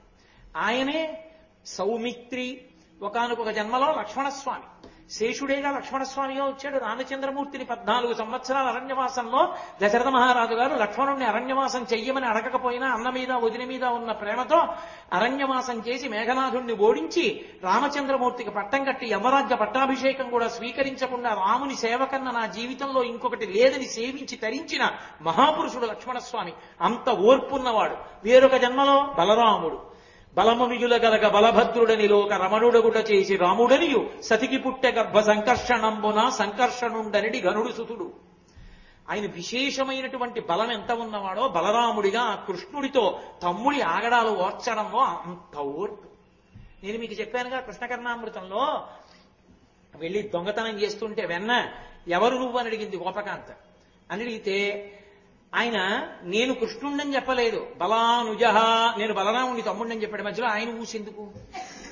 అంత అల్లరి తమ్ముడిని భరించాడు. కృష్ణావతారంలో కృష్ణుడు ధర్మ సంస్థాపన కోసం చేసిన ప్రయత్నాలన్నిటిలో అండగా నిలబడ్డాడు. కాబట్టి అంత ఓర్పు కలిగిన వాడు కాబట్టి, బలరాముడిగా ఉన్నవాడు కాబట్టి మహానుభావుడు. క్షమాధర భూమి అపారమైన ఓర్పు. మనం చూడండి, ఏ పని చెయ్యాలన్నా భూమి ముందు. మనం చేసే అపచారం, నిద్రలేస్తే భూమి మీద కాలెడతాం, మూత్ర విసర్జన చేస్తే అమ్మ ముఖం మీద, మల విసర్జన చేస్తే భూమాత అమ్మ ముఖం మీద, ఆఖరికి నడిస్తే పాదతాడనం. ఇవి చాలవన్నట్టు నెత్తురు కక్కినట్టు తాంబూలం వేసుకుని ఉమ్మేస్తే అమ్మ ముఖం మీద. మనం అన్నం తినాలని భూమిని దున్నితే నాగేటి చాలుతో అమ్మ గుండెల మీద రాపాడిస్తాం. ఇల్లు కట్టుకోవాలంటే గుణపం పెట్టి అమ్మ గుండెల మీద కన్నం పెట్టి శంకుస్థాపన చేస్తాం. ఆఖరికి చచ్చిపోతే ఇంతమంది వదిలేస్తారు, ఆ అమ్మే కడుపులో పెట్టుకుంటుంది. అందుకే ఆమె ఓర్పునకు మారుపేరు. అందుకే వాల్మీకి మహర్షి రామాయణం చేస్తూ క్షితిక్షమా పుష్కర సన్నిభాక్షి యారక్షిత రాఘవ లక్ష్మణాభ్యాం సారాక్షసీభి వికృతేక్షణాభి సంరక్షిత సంప్రతి వృక్షమూలే అంటారు. అంతటి ఓర్పు భూదేవికి. అంత ఓర్పున్న భూదేవి ఇలా కదలకూడదు. ఇలా కొద్దిగా కదిలిందనుకోండి, ఇంట్లో వాళ్ళందరూ వీధుల్లోకి వెళ్ళిపోయి నించుంటారు కాదు. మిగిలిన వాళ్ళందరం కదులుతూనే ఉండొచ్చు. 5 నిమిషాలు కూర్చోండిరా అంటే కూర్చోం. ఆవిడ మాత్రం క్షణం కదలకూడదు. క్షణం కదలకుండా పట్టుకునేవాడు ఉండాలా? ఆయనే ఆదిశేషుడు. ఎంత ఓర్పు మహానుభావుడికి. నెత్తి మీద బరువెట్టి కదలకుండా ఉంటుంటే ఎవడు ఉండగలడు? ఎప్పుడో అప్పుడు తట్ట ఇలా అంటాడు. ఆయన భూమిని ఇలా అన్నాడు అనుకోండి, అయిపోయింది మన పని. అలా అనకుండా మోస్తున్నాడు. అందుకని క్షమాధర, భూమినంతటినీ భరించేటటువంటి మహా ఓర్పున్నటువంటి పెద్ద మనిషి ఆదిశేషుడు. ఇంత గొప్పవాడు కాబట్టే, ఇంత ఓర్పున్నవాడు కాబట్టే మహానుభావుడు మళ్ళీ చంద్రశర్మ అన్న పేరుతో గోవింద భగవత్పాదులుగా వచ్చినప్పుడు, ఆ విద్యార్థిగా వచ్చినప్పుడు ఆ చెట్టు మీద కూర్చుని అంత జాగ్రత్తగా బ్రహ్మరాక్షసుడు చెప్తున్నప్పుడు అన్నీ రాసుకున్నాడు. అంత వ్యాకరణం మహాభాష్యం అంతా రాసేసుకున్న తర్వాత మహాభాష్యం చెప్పేశాడు. బ్రహ్మరాక్షసుడు తనం పోతుంది కదా, ఇంకా శాప విమోచనం అయిపోయింది. మహాభాష్యం శిష్యుడికి చెప్పేశాడు చంద్రశర్మకి, శాప విమోచనం అయిపోయింది గౌడుడికి. దిక్కుమాలిన బ్రహ్మరాక్షసిత్వంతో ఎంతమంది వేద పండితుల్ని తినేశాన్రా. ఎన్నాళ్ళు మహాభాష్యం చెప్పేయడానికి మనిషి దొరక్క ఏడిచాను. చిచ్చి ఎందుకు వచ్చిన జన్మని వైరాగ్యం వచ్చి, ఎవరు నాకు బ్రహ్మజ్ఞానం వెంటనే వచ్చేట్టు చెప్పగలిగిన వాడిని పరితపిస్తూ హిమాలయ పర్వతాల మీద ఉన్న శుకబ్రహ్మ దగ్గరికి వెళ్ళి ఆయన కాళ్లు పట్టుకుంటే ఆయన తత్వోపదేశం చేసి సన్యాసనామమిచ్చి గౌడుడు గనక గౌడపాదాచార్య అని పేరు పెట్టారు. ఎక్కడది గౌడపాదాచార్య? ఎక్కడ వదిలిపెట్టాను ఇందాక నేను? నారాయణం పద్మభువం వశిష్టం శక్తించ తత్పుత్ర పరాశరంచ వ్యాసం శుకం. అక్కడ వరకు తండ్రి కొడుకులు వచ్చి తర్వాత సన్యాసి వచ్చాడని చెప్పాను. సన్యాసి ఎక్కడి నుంచి వచ్చారు అంటే సర్వసంగ పరిత్యాగం చేసి మహాభాష్యం చంద్రశర్మకి నేర్పినటువంటి మహానుభావుడైనటువంటి గౌడుడు సన్యసించి వెళ్లి సుఖబ్రహ్మ దగ్గర అద్వైత జ్ఞానాన్ని పొంది ఆ హిమాలయ పర్వతాల మీదే ఉండిపోయారు. కాబట్టి గౌడపాదం మహాంతం. ఆయన శిష్యుడు గోవింద యోగీంద్రుడైనటువంటి గోవిందుడు. ఆయనే గోవింద భగవత్పాద. గౌడపాదుల వరకు గౌడ భగవత్పాద అన్న మాట లేదు. గోవిందుల దగ్గర నుంచి గోవింద భగవత్పాద, శంకర భగవత్పాద, ఆ తర్వాత మళ్ళీ లేదు. పద్మ భగవత్పాద, సురేశ్వర భగవత్పాద అలాంటి పేర్లు లేవు. ఇంకా శంకరుల వరకే శంకర భగవత్పాద. భగవత్పాద అంటే ఎవరి పాదములు పట్టుకుంటే భగవంతుడు దొరుకుతాడో ఆ పాదములున్నవాడు. సహజముగా గురువు లోకాన్ని రక్షించడానికి వచ్చారు జ్ఞానబోధకు. అందుకని శంకర భగవత్పాదాచార్య. కాబట్టి ఇప్పుడు ఈ మరి గోవింద భగవత్పాదులు ఎవరు? మళ్ళీ వెనక్కి రెండోసారి రావి చెట్టు మీద రావ్యాకుల మీద మహాభాష్యం అంతా రాసుకున్నాడే చంద్రశర్మ, ఆయన పాపం ఈ ఆకులన్నీ జాగ్రత్తగా ఓ వరుస క్రమంలో ఏరుకుని మళ్ళీ 32వ పేజీ తర్వాత 1176వ పేజీ ఉందనుకోండి ఎప్పటికి కలుపుకుంటాడు. ఆకులన్నీ వరుస క్రమంలో ఏరుకుని చుట్టలు చుట్టుకుని కట్టలు కట్టుకుని అవన్నీ కలిపో పెద్ద మూట కట్టుకుని ఇంటికి బయలుదేరాడు. అమ్మయ్య మహాభాష్యం అంతా నేర్చుకున్నాను, రాసుకున్నాను. తీరా ఇంటికి ఎడుతుంటే 9 రోజులు రాత్రింబవళ్ళు రాశాడు తొడలో చీరుకుని నెత్తుటితో. ఆకలి బడలిక అడుగు పడలేదు. ఎవరైనా పట్టుకుపోతారేమో అని ఆకుల మూట తల కింద పెట్టుకుని పడుకున్నాడు. ఎవ్వరూ పట్టుకుపోలేదు, కానీ ఓ గొర్రె వచ్చింది. వచ్చింది ఏమిటో ఈ ఆకులు బాగున్నాయని అది తినేయడం మొదలెట్టి, అది కొన్ని ఆకులు తినేశాక ఆయనకి తెలివి వచ్చింది. ఆయన లేచి చూసుకుని ఏడిచాడు. అయ్యో, ఇందులో కొన్ని ఆకులు గొర్రె తినేసి. అసలు అది గొర్రె ఏం చెప్తుంది? తింటే వస్తుంది ఆ భాష్యం? రాదు. కాబట్టి మళ్ళీ ఆ భాష్యం ఎలా పైకి వస్తుంది? రాదు. అందుకని పతంజలి చెప్పినటువంటి మహాభాష్యంలో కొంత భాష్యమిక ప్రపంచానికి దొరకలేదు. ఆ పోయిన భాష్యాన్ని ఏమని పిలుస్తారంటే అజభక్షిత భాష్యము అంటారంటే గొర్రె తినేసిన భాష్యం. అది పోయింది, మిగిలింది మాత్రం దక్కింది. ఇదైనా దక్కించుకుందామని కళ్ళు పడిపోతున్నా సరే పడుకోకుండా మూటట్టుకుని మొత్తానికి ఓ ఊరు చేరాడు. అదో వైశ్యుల ఇల్లు. ఆ వీధరుగు దగ్గరికి వెళ్ళి ఆ వైశ్యుడిని పిలిచి, అయ్యా ఇదే ఆకుల మూటే అనుకోకు సుమా, చాలా విలువైంది, కాసేపు పడుకుంటాను, నన్ను లేపేక ఆ మూట మాత్రం జాగ్రత్తగా చూడని ఆ మూట అక్కడెట్టి పడుకున్నాడు. మంచి స్ఫురద్రూపి. ఆ వైశ్యుడి కూతురు చూసింది, అబ్బాయి ఎంత బాగున్నాడు రా ఈ పిల్లాడు, ఈ ఆకుల మూట పాపం ఏమిటో తెచ్చుకున్నాడు, జాగ్రత్తగా ఉంచుదామని రక్షించింది. అలా పడుకున్నవాడు 3 రోజులు అయిపోయింది, 4 రోజులు అయిపోయింది, 5 రోజులు అయిపోయింది, లేవడు, లేపితే పలకడం. నీరసపడిపోయాడు మనిషి, నెత్తురు పోయింది కదా, తినడు. ఎలా? అప్పుడు ఆవిడేం చేసిందంటే ఆ వైశ్యకాంత అన్నంలో పెరుగు కలిపి బాగా నలిపి రోమరంధ్రములలో ఉంచి లోపలికి సారం వెడుతుందని ఆ పైన ఉన్న అంగీ పైకి తీసి కడుపు మీద రుద్దడం మొదలెట్టింది పెరుగన్నాన్ని. అది రోమకూపాల్లోంచి సారం లోపలికి దిగి ఆ బ్రాహ్మణుడు బతుకుతుండేవాడు. పెరుగన్నం తింటే నిద్ర వస్తుంది, ఆ పెరుగు సారం లోపలికి ఎడుతుండే ఇంకా పడుకుంటుండేవాడు. అలా పడుకుని పడుకుని పడుకుని పడుకుని బడలికంతా తీరిపోయింది అనుకోండి, మళ్ళీ మంచి తేజోవంతంగా ఉంటాడు కదా. అసలే తేజోవంతంగా ఉండే బ్రాహ్మణుడు దానికి తోడు బాగా పడుకుని లేచాడు. పెరుగన్నం బాగా కడుపుకి రుద్దితే మంచి ఉత్సాహంగా పైకి లేచి, చాలా సంతోషం అండి, నన్ను బతికించారు, నా మూట ఇచ్చేయండి అని ఆకుల మూటలు అట్టుకుని బయలుదేరాడు. వైశ్యుడి కూతురంది వైశ్యుడితో, నాన్న ఆ పిల్లాన్ని పెళ్లి చేసుకుందాం అనుకున్నాను, వెళ్ళిపోతున్నాడు నాన్న అంది. వైశ్యుడు పరిగెత్తుకొచ్చి అన్నాడు, అమ్మాయి వెళ్ళిపోతే కుదరదు, మా అమ్మాయి పెళ్లి చేసుకుంటుంది, నిన్ను బతికించింది మా అమ్మాయే, కృతజ్ఞుడు అయిపోతావు, పెళ్లి చేసుకో అన్నాడు. ఆయన అన్నాడు, నేను బ్రాహ్మణుణ్ణి, వైశ్యుల పిల్లని నేను పెళ్లి చేసుకోవడం ఏమిటి, తప్పు నేను చేసుకోకూడదు, నేను మహాభాష్యం ఎవరికన్నా చెప్పుకోవాలి, వెళ్ళిపోతున్నాను అన్నాడు. అలా వెళ్ళిపోవచ్చా? నిన్ను బతికించింది మా అమ్మాయి, వదిలి వెళ్ళిపోతావా? ధర్మం ఏమిటో రాజుగారిని అడుగుదాం పదన్నాడు వైశ్యుడు. సరే పదన్నాడు. పాపం మహారాజు గారి కొలువుకి వెళ్ళారు. వెళ్ళి వైశ్యుడు ఈ బ్రాహ్మణుడు అక్కడ నించున్నారు. రాజుగారు చూశాడు సింహాసనం నుంచి, అబ్బా ఎంత తేజోవంతంగా ఉన్నాడు రా, వీడిని నా అల్లుడిని చేసుకుంటే ఎంత బాగుంటుందో. పెళ్ళొద్దు మహాప్రభో, మహాభాష్యం చేసుకుంటామన్న వాళ్ళకి ఎంతమంది పిల్లనిస్తా ఉంటున్నారో చూడండి. పిల్లనిస్తానని ఆయన అన్నాడు. ఏ ఊరు నుంచి వచ్చావు, ఎక్కడి నుంచి వచ్చావు అన్నీ కనుక్కుని మహామంత్రిని పిలిచి, మహామంత్రి ఈ పిల్లవాడి యోగక్షేమాలు ఏమిటో ఒకసారి చూడన్నాడు. ఆ మహామంత్రి బ్రాహ్మణుడు. ఆయన చూసి, అబ్బాయి ఎంత బాగున్నాడో, నా కూతురికి ఇస్తే బాగుండు అనుకున్నాడు. అనుకుని మహామంత్రి అన్నాడు, ఇంతకన్నా యోగ్యుడు ఎక్కడ దొరుకుతాడు మహారాజా, ప్రపంచంలో మహాభాష్యం వచ్చిన వాడు లేడు ఈ పిల్లాడు తప్ప, కాబట్టి ఇవ్వచ్చు. కానీ ధర్మంలో ఒక రహస్యం ఉంది. బ్రాహ్మణుడు బ్రాహ్మణేతరుల్ని పెళ్లి చేసుకోవాలంటే ముందు బ్రాహ్మణ కాంతని చేసుకుని తర్వాత వైశ్య, తర్వాత క్షత్రియ, వైశ్య, శూద్రకాంతల్ని చేసుకోవాలి వరుసగా. నలుగురిని చేసుకుందామంటే ఆ పిచ్చ కోరికలు ఎవరికి అక్కర్లేదు సుమా, నేను శాస్త్రానికి చెప్పానంతే. కాబట్టి అలా చేసుకోవాలి మహారాజా, అందుకని నా కూతురునిచ్చి ముందు పెళ్లి చేస్తాను, తర్వాత మీ అమ్మాయినిచ్చి పెళ్లి చేయండి అన్నాడు. ఈశ్వరుడు లీలంటే ఇలా ఉంటుందిరా, పెళ్ళొద్దు మహాభాష్య ప్రచారం చేసుకుందామని నేను అనుకున్నాను, 9 పెళ్ళాలు వస్తున్నారు నాకు అనుకుని, ఇది ఈశ్వర లీల అని నిమిత్తంగా ఊరుకున్నాడు ఆ చంద్రశర్మ. ఆ ఊరుకున్న వాడికి మొట్టమొదట మంత్రి గారి పిల్లనిచ్చి పెళ్లి చేశారు, తర్వాత రాజుగారి కూతురునిచ్చి చేశారు. ఓ వైశ్యుడి కూతురు కావాలో అన్నారు. మా అమ్మాయి అందుకే తిరుగుతోందండి అన్నాడు ఆ వైశ్యుడు, ఆ ఆకులు కాపాడిన అమ్మాయి. ఆ అమ్మాయినిచ్చి చేశారు. ఇంకొక అమ్మాయి కావాలి, శూద్రకాంతనిచ్చి కూడా చెయ్యాలన్నారు. కడుపు మీద రుద్దిన పెరుగు పట్టుకొచ్చిన పిల్ల ఉందే, ఆ పిల్ల మహాతపస్సులైన వాళ్ళకి పెరుగు పట్టుకెడుతుండేది. ఆ పిల్లని ఇచ్చి చేస్తామన్నారు. అంతకన్నా అదృష్టం ఆయన్ని చేసుకుంటానంది ఆ పిల్ల. నలుగురిని ఇచ్చి పెళ్లి చేసేశారు. ఆయన అన్నాడు, మీరు ఇచ్చారు నేను చేసుకుంటాను, ఎలాగో నన్ను వదలరు, చేసేసుకుంటాను, కానీ ఒక్కటే మాట, నలుగురికి కొడుకులు పుట్టాక నేను ఈ ఆశ్రమాన్ని వదిలేస్తాను. అలాగే కొడుకులు పుట్టాక నువ్వు వదిలిపెట్టి సన్యాసం తీసుకోమన్నారు. నలుగురికి బ్రాహ్మణ క్షత్రియ వైశ్య శూద్ర కాంతలకు వరుసగా నలుగురికి కొడుకులు పుట్టారు. నలుగురు కొడుకులకి తండ్రి తానేగా గురువు. నేను గురు పరంపర ఎక్కడ మొదలు పెట్టాను? గురు శిష్య కోసం సదాశివ సమారంభం నారాయణ సమారంభం దగ్గరికి తీసుకెళ్లే కదా. తండ్రి గురువు కనుక కూర్చోబెట్టి ఉపనయనం చేసి వాళ్ళని కూర్చోబెట్టి మహాభాష్యాన్ని నలుగురు కొడుకులకి నేర్పేశాడు.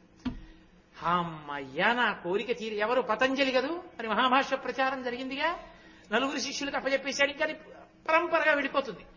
అమ్మయ్యా, నా కోరిక తీరిపోయింది.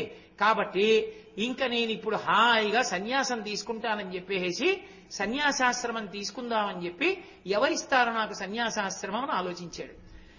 ఏ రావి చెట్టు మీద నేను కూర్చున్నప్పుడు నాకు మహాభాష్యాన్ని నేర్పిన బ్రహ్మరాక్షసుడు తర్వాత బ్రహ్మరాక్షసిత్వం పోతే సన్యాసం తీసుకుని గౌడపాదాచార్యుల వారన్న పేరుతో ఇప్పుడు హిమాలయ పర్వతాల మీద ఉన్నాడో ఆయనే నాకు మళ్ళీ దీక్ష కూడా ఇస్తాడని ఆయన దగ్గరికే వెళ్ళాడు. మళ్ళీ ఆ గౌడపాదాచార్యుల వారు గుర్తుపట్టారు, ఏమో నీకే కదా మహాభాష్యం నేర్పాను, మళ్ళీ వచ్చావన్నాయి. అయ్యా, నాకు వైరాగ్యం వచ్చేసింది, ఇంక ఉండలేదు, సన్యాసం ఇవ్వండి అన్నారు.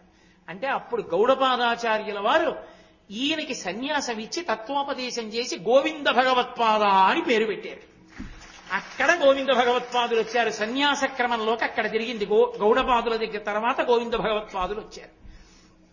ఈ గోవింద భగవత్పాదాచార్యుల వారిని బదరీ దగ్గర వ్యాసుల వారు పిలిచారు. శంకరాచార్యుల వారు శివావతారం కాలడీలో పుట్టి సన్యాసం తీసుకోవడానికి వస్తోంది. హిమాలయాల వరకు ఎక్కడొస్తుందయా, నువ్వే నర్మదా నది ఒడ్డుకెళ్ళు. రావి చెట్టుతో పరిచయం ఎందుకని? మరి అక్కడ కూర్చునే కదా మహాభాష్యం నేర్చుకున్నాడు ఆ చెట్టు మీద. అందుకని ఆ చెట్టు కింద ఉన్న తొర్రలోనే గుహలో కూర్చో, నీ దగ్గరికి వస్తాడు, గుర్తుపడుతువుగానివి. ఆయనకి నువ్వు సన్యాసమిస్తే మహానుభావుడు ఈ లోకంలో మళ్ళీ ధర్మాన్ని సుస్థాపనం చేస్తాడు, సువ్యవస్థితం చేసి వేదాంతర్గతమైనటువంటి అద్వైత సిద్ధాంతాన్ని ప్రచారం చేస్తాడు. అటువంటి శంకర భగవత్పాదులకు ఉపకారం చెయ్యడం కోసం ఆయన ఇక్కడ వరకు రావలసిన అవసరం లేకుండా నువ్వే బయలుదేరి భూమధ్యంలో ఉన్నటువంటి నర్మదా నది ఒడ్డున ఉన్నటువంటి ఆ గుహలో కూర్చోమన్నారు. అంటే వెళ్లి గోవింద భగవత్పాదాచార్యుల వారు అక్కడ కూర్చున్నారు. మాండూక్యోపనిషత్తుకి కారిక చేశారు ఆయన. కాబట్టి ఈ శంకరాచార్యుల వారు బయలుదేరి అక్కడికి వెళ్లారు. ఈలోగా పెద్ద వరదలు వచ్చాయి, గుహలోకి నీరు వెళ్ళిపోతోంది. గోవింద భగవత్పాదులు తలుచుకుంటే రక్షించగలని ఆ చుట్టుపక్కల ఉన్న ప్రజలందరూ వచ్చి ఆ గుహ దగ్గర నిలబడ్డారు. నిలబడి మహానుభావ రక్షించండి రక్షించండి అని అరుస్తున్నారు. ఆయన అంతర్ముఖత్వంలో ఉన్నారు. గోవింద భగవత్పాదులు మాట్లాడటలేదు. శంకరాచార్యుల వారు వచ్చారు. వచ్చి తన యోగశక్తి చేత నర్మదా నది వరదలతో ఉన్న నీటినంతటినీ కూడా తన కమండలంలోకి పట్టేశారు. ఆయన యోగశక్తి అటువంటిది. అప్పటికి ఆ గురువుని స్వీకరించక ముందే అంతటి శక్తివంతుడు శంకరుని. ఆ కమండలంలోకి పట్టుకుంటే అందరూ ఆ పిల్లవాణ్ణి చూసి జైజేలు పలుకుతున్నారు. ఏమిట్రా ఈ అలజడిని గోవింద భగవత్పాదులు కళ్ళు తెరిచారు.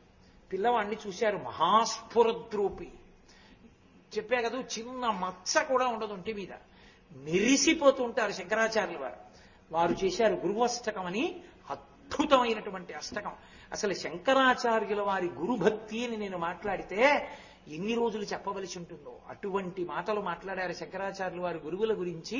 వారి వినయం అటువంటిది. వారే సాక్షాత్తు శంకరుడైన గురువు పేరు చెప్తే పడిపోయారంతే నేల మీద.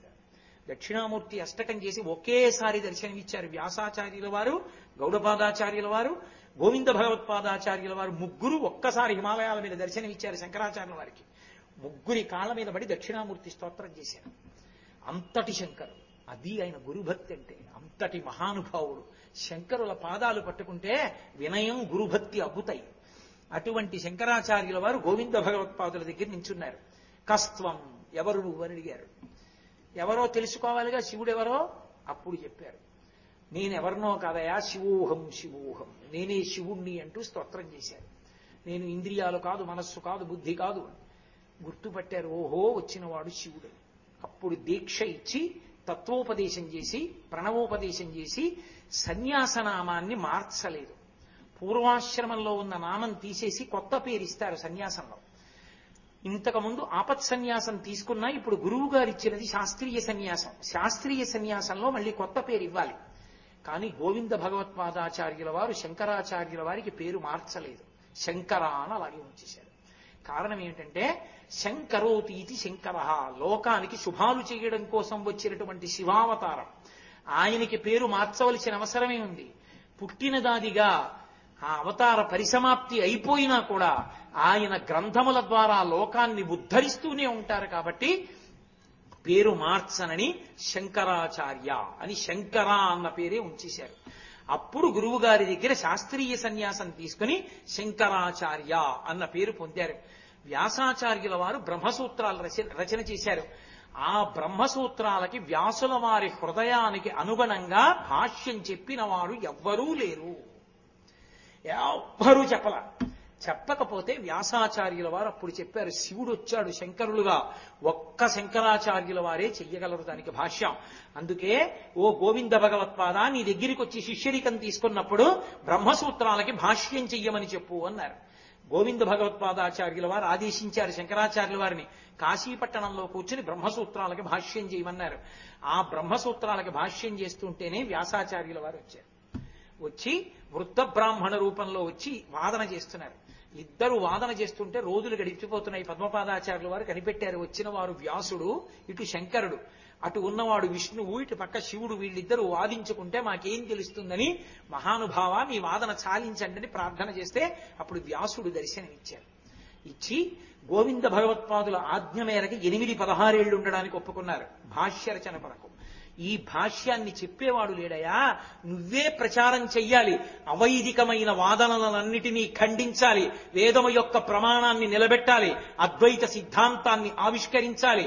కాబట్టి నువ్వే మళ్ళీ ఇంకొక 16 సంవత్సరములు శరీరంలో ఉండాలంటే అప్పటికి 8-16 అయింది, 16 మీద ఇంకొక 16 వచ్చి 32 సంవత్సరములు శరీరంలో ఉండడానికి పరమశివుడు ఒప్పుకొని శంకరాచార్యుల వారిగా ఈ భూమండలం మీద ఉన్నాడు. ఆ కాశీపట్టణంలోనే మనీషా పంచకం చేశారు, భజగోవింద స్తోత్రం చెప్పారు. శంకర విజయాలు అని ఒక్కొక్క ఘట్టం చెప్పుకుంటూ వెడితే నిజంగా ఎన్నాళ్ళు పడుతుంది, కొన్ని నెలలు పడుతుంది.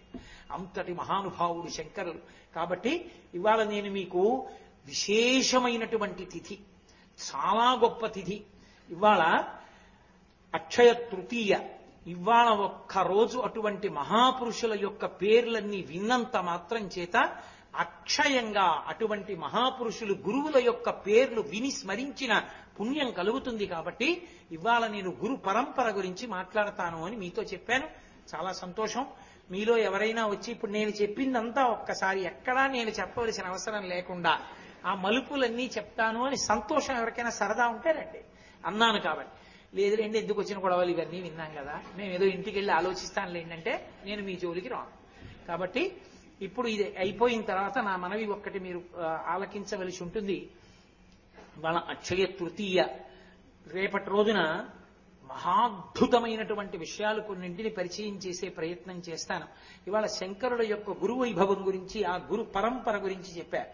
రేపు శంకర భగవత్పాదుల జీవితంలో జరిగినటువంటి కొన్ని విశేషమైనటువంటి మలుపులు, శంకరాచార్యుల వారి యొక్క 9 శిష్యులు, 6 శిష్యులు, 4, 6 ఎక్కడుంది, ఆ 6కి 4కి మధ్యలో 2 ఎక్కడి నుంచి వచ్చింది, ఈ రహస్యాలకి సంబంధించిన విశేషాల్ని రేపు మనవి చేస్తాను. సాధారణంగా మీరు ఎక్కడ చూసినా 9 శిష్యులే కనపడతారు శంకరాచార్యుల వారికి. ఒక్క చోట మాత్రం శంకరాచార్యుల వారు 6 శిష్యులతో కనపడతారు. ఇటు 3 ఉంటారు, ఇటు 3 ఉంటారు. ఎక్కడో తెలుసా? కాంచీపురంలో కామకోటి మఠంలో కామకోటి పీఠాధిపతులు చంద్రమౌళీశ్వరలింగానికి అభిషేకం చేసే ప్రాంగణం వెనక గోడ మీద శంకరాచార్యుల వారికి ఇటు 3 అటు 3 ఉంటారు శిష్యులు. 9 కదా ఉండవలసింది, 6 ఎందుకున్నారు? ఈ 9 కాక 6 ఉంటే ఆ 2 ఎవరు? ఆ 2 ఎక్కడి నుంచి వచ్చారు? వాళ్ళిద్దరూ ఏం చేశారు? అసలు ఎందుకని ఆ భేదం వచ్చింది? ఇందులో ఉన్న రహస్యాలు ఏమిటి? శంకరుల శిష్యులు 6000 మంది వెంట తిరుగుతున్నా 9 ఎందుకు చెప్తారు? ఎక్కడ అన్ని మలుపులు తిరిగింది శంకరాచార్యుల వారి యొక్క వైభవం అన్న విశేషాల గురించి రేపటి రోజున మనవి చేస్తాను.